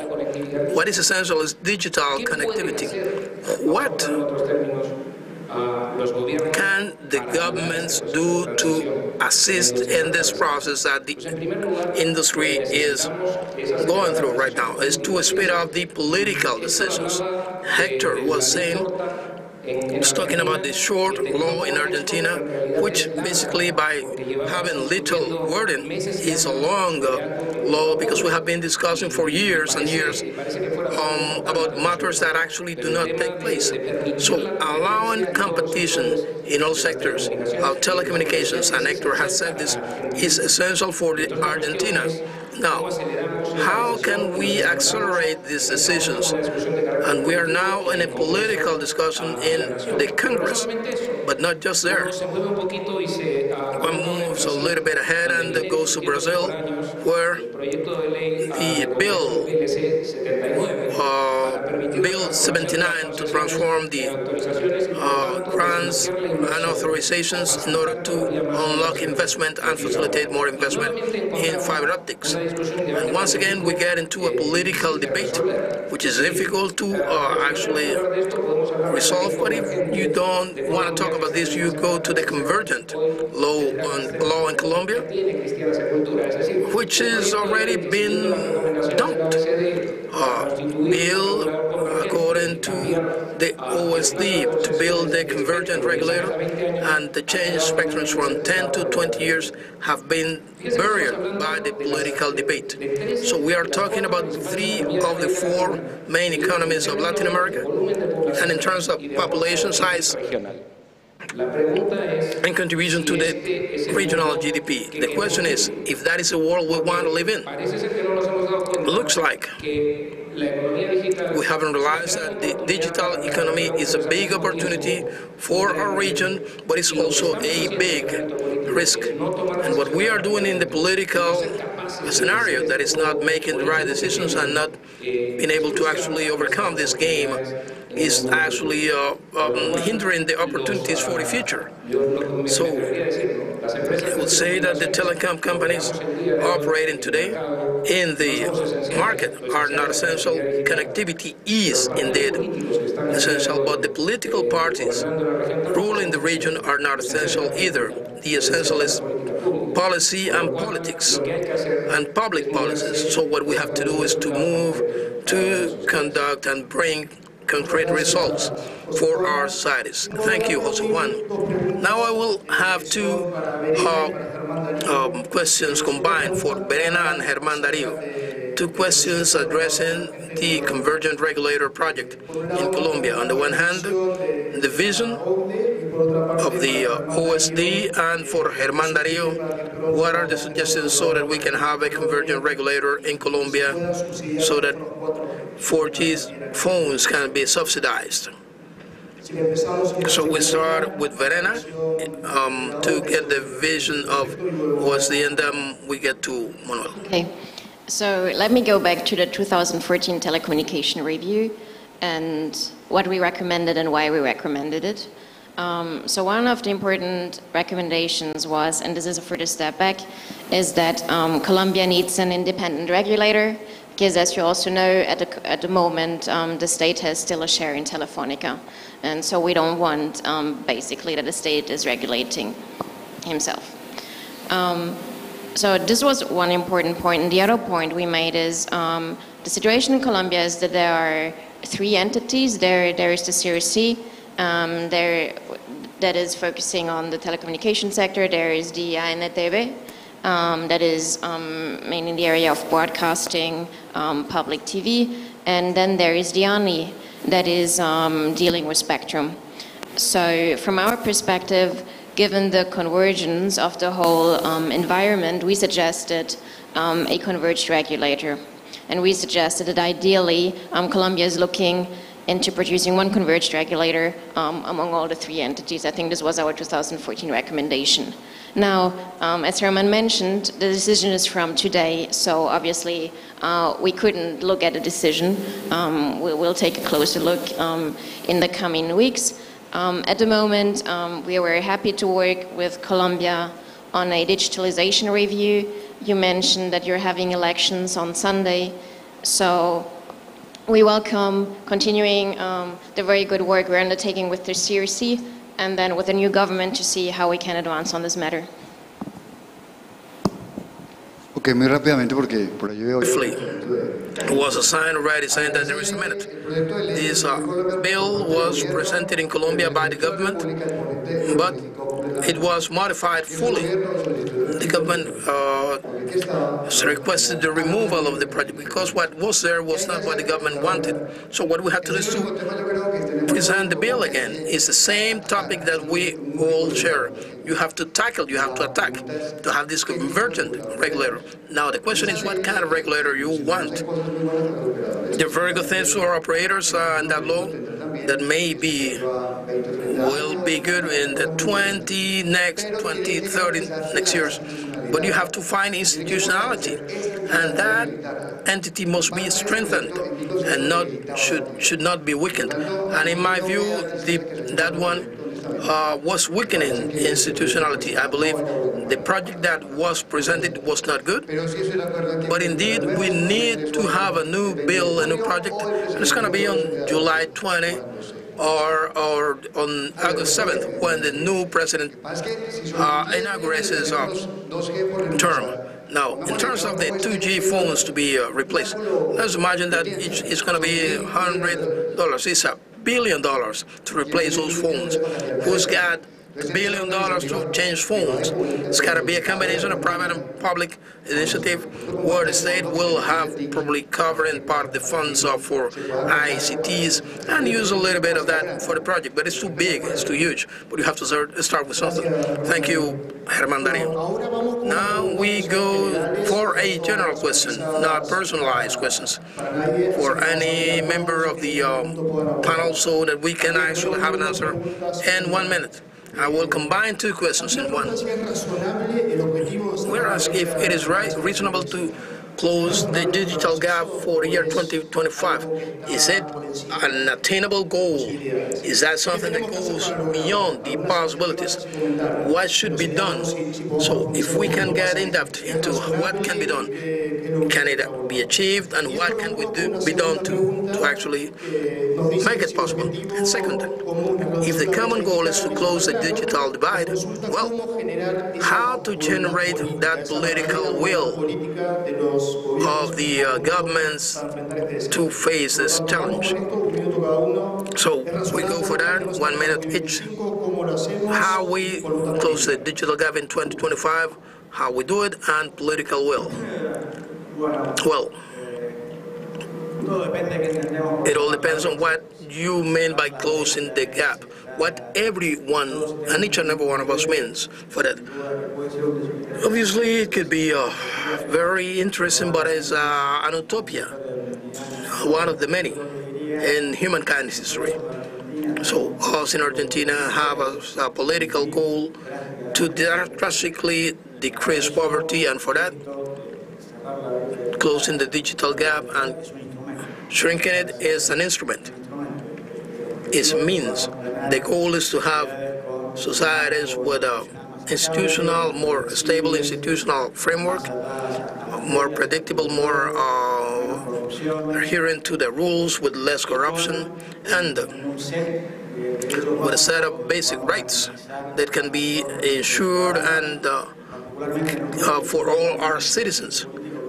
And it hurts, it actually feels sad for that Argentina, who was a leader in the region, has 30% of poverty today. So I would concentrate my approach in that direction. What we have to do for that? Well, we must start from the right diagnosis, because the goal is easy to be posted in a way, but then how to do it, the instruments to achieve that, that's when the trouble actually starts. So we have to agree on how to address differences so that we can have ways to find the best instruments to find solutions. And the place for that is congresses. And this is why I think that what we have done is important, to take the law to the Congress of the nation so that we can have an expression of the whole of the Argentinian society, providing stability to this project, which we are convinced that is necessary to ensure a minimum of rights to our public, to our population. Break down your question into the following, right, to close the digital divide. First, given today that there are probably 1.5 billion people who are not connected or who are underconnected, that actually can be and should be, that gap should be closed by 2020, 2 years, right? We're now in 2018, so 2025 is 7 years out. Go back 7 years to 2011. Since then, we've added about 2 billion people online, right? So if we can add 2 billion people over the next 7 years, right, that will get us all but, you know, there'll still be 1.5 billion that are unconnected. And I think actually we can get even closer than that, because without anything extraordinary, I think that we actually can connect another 2 billion. But in order to do that, we're going to completely need to rethink the mechanisms that we've used up to now. And we did not have a chance to talk about completely rethinking the business models. The last panel, I think, actually had a consensus that existing universal service systems don't work, they're broken. We should not continue to dump money into them. And the billions of dollars and euros and pesos that are going into them that are not being spent. So we have time to rethink that. If we rethink that and rethink the business models and actually rethink what it means to have a digital investment ecosystem, right, which is actually creating the incentives for investment both for and by the operators, I think we can actually go beyond connecting another 2 billion to connecting maybe 3 billion by 2025. So from our perspective, it's absolutely desirable to close the digital divide. And, well, look at India, and you see that it's probably feasible. So I don't know if you're all aware of the Indian case. Reliance Industry entered the market in 2016 with an operator called Jio. In the last 18 months, they reached more than 170 million subscriptions. So over a very short time frame. And they are planning to have a coverage of 99%. And this is 4G only. It's a 4G only network. What do they do? First of all, I mean, they are part of an industrial group it's a big group. They are very active in other sectors. So yes, they had the capital to invest, but they're challenging the sector. They're challenging the business model. So they roll out infrastructure. So they put out fiber. So they have a pure fiber backbone. They managed, although it's quite complex in India for rights of way, etc., to go close to everywhere. And they are very innovative in the kind of services they offer. So they have a very wide range of offers. So for very poor people, you can buy a very small package that are actually affordable. They do have pretty cheap phones. So, and I mean, their main challenge was like the Indian market at the time. I mean, it wasn't really equipped for a 4G only network. So they had to think about the issue. Okay, how can we get cheap smartphones into the market? They managed. For heavy users, they have really large data packages, and at the OECD, we have a new indicator, so we're monitoring the mobile data usage per data subscription. And the leading country at the OECD is Finland. So in 2016, they were, I think, at 12 gigabytes, but I would have to look that up. But anyhow, we did a comparison, like Finland and Geo is at a Finnish level, which is pretty impressive. And as you mentioned before, I mean, operators are changing their business models. I mean, some are now actually challenged in the Indian market. Some, want to merge because they are challenged by Jio.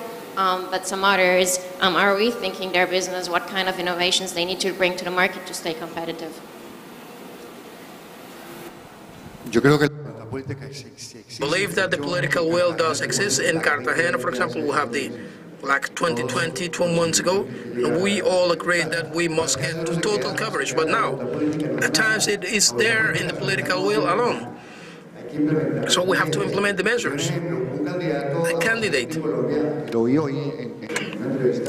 to president in Colombia said that this sector must be deregulated and must have low taxes. He's willing to take away the taxes to the telecommunications sector. Apart from that, I think it is a cultural issue.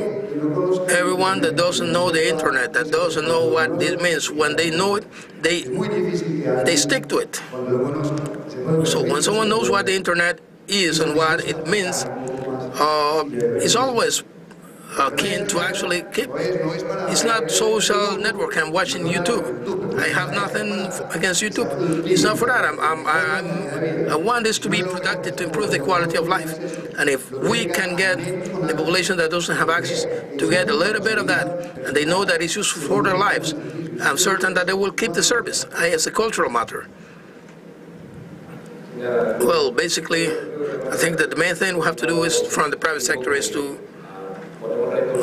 as we face challenges from the public, as we have challenges for the public world, we have to assume our responsibility.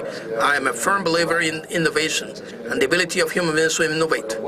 With this, I have no doubt whatsoever that those who find the cornerstone of solving this problem will have a more profitable business. And in Telefonica, we're betting on that. And I am amazed by what we are doing now, cooperating with other players in the sector and opening up. So I have learned a lot of things about Facebook, and Facebook has learned a lot of things about Telefonica. And I believe that probably is surprising. We are an organization that has been in place for almost 100 years. We want to keep changing. We have Telefonica for the future, Telefonica Digital. We want to try to rethink what we do on a daily basis. It's not simple, but if we don't do it, others will. Others will. And we have the great opportunity of deciding to be Kodak or Microsoft. We have the opportunity to decide to transform ourselves or to be dragged down by the changes and been taken away because we were not up to the times. So we cannot do that alone anyway. And in truth, in the context of governments, I believe there are two needs, and that has been mentioned several times here. First, to stop making a discussion on digital economy, a discussion about telecom. We have to bring to the table the ministers of the tax authority, the presidential candidates, and let them know that it is a relevant issue for the development of our nations to fight poverty. If we don't take that seriously, then we are going to have a big problem. And second, and we share the frustrations with Hector and others, is that we must be able to speed things up. The laws that have been there in the Congresses and have not been properly adopted, yes, they can be reintroduced, but it has not been in time. Consequently, that is a law in the case of Colombia that has not been implemented, and we are happy that Colombia is part of the OSD, and we hope that the urgent reforms can help us achieve our goals. In Colombia, Argentina, Peru is a hope that we have. Thank you very much, Jose Juan. Thank you, Jose Juan. I think we have to wrap up. I don't know if somebody would like to make any last comment. Germán Darío. Yes, an example. We need a roadmap for digital economy. We have tangible products. We have the Intersectoral Commission for Digital Economy, where we have the Minister of Economy, we have the Ministry of Trade.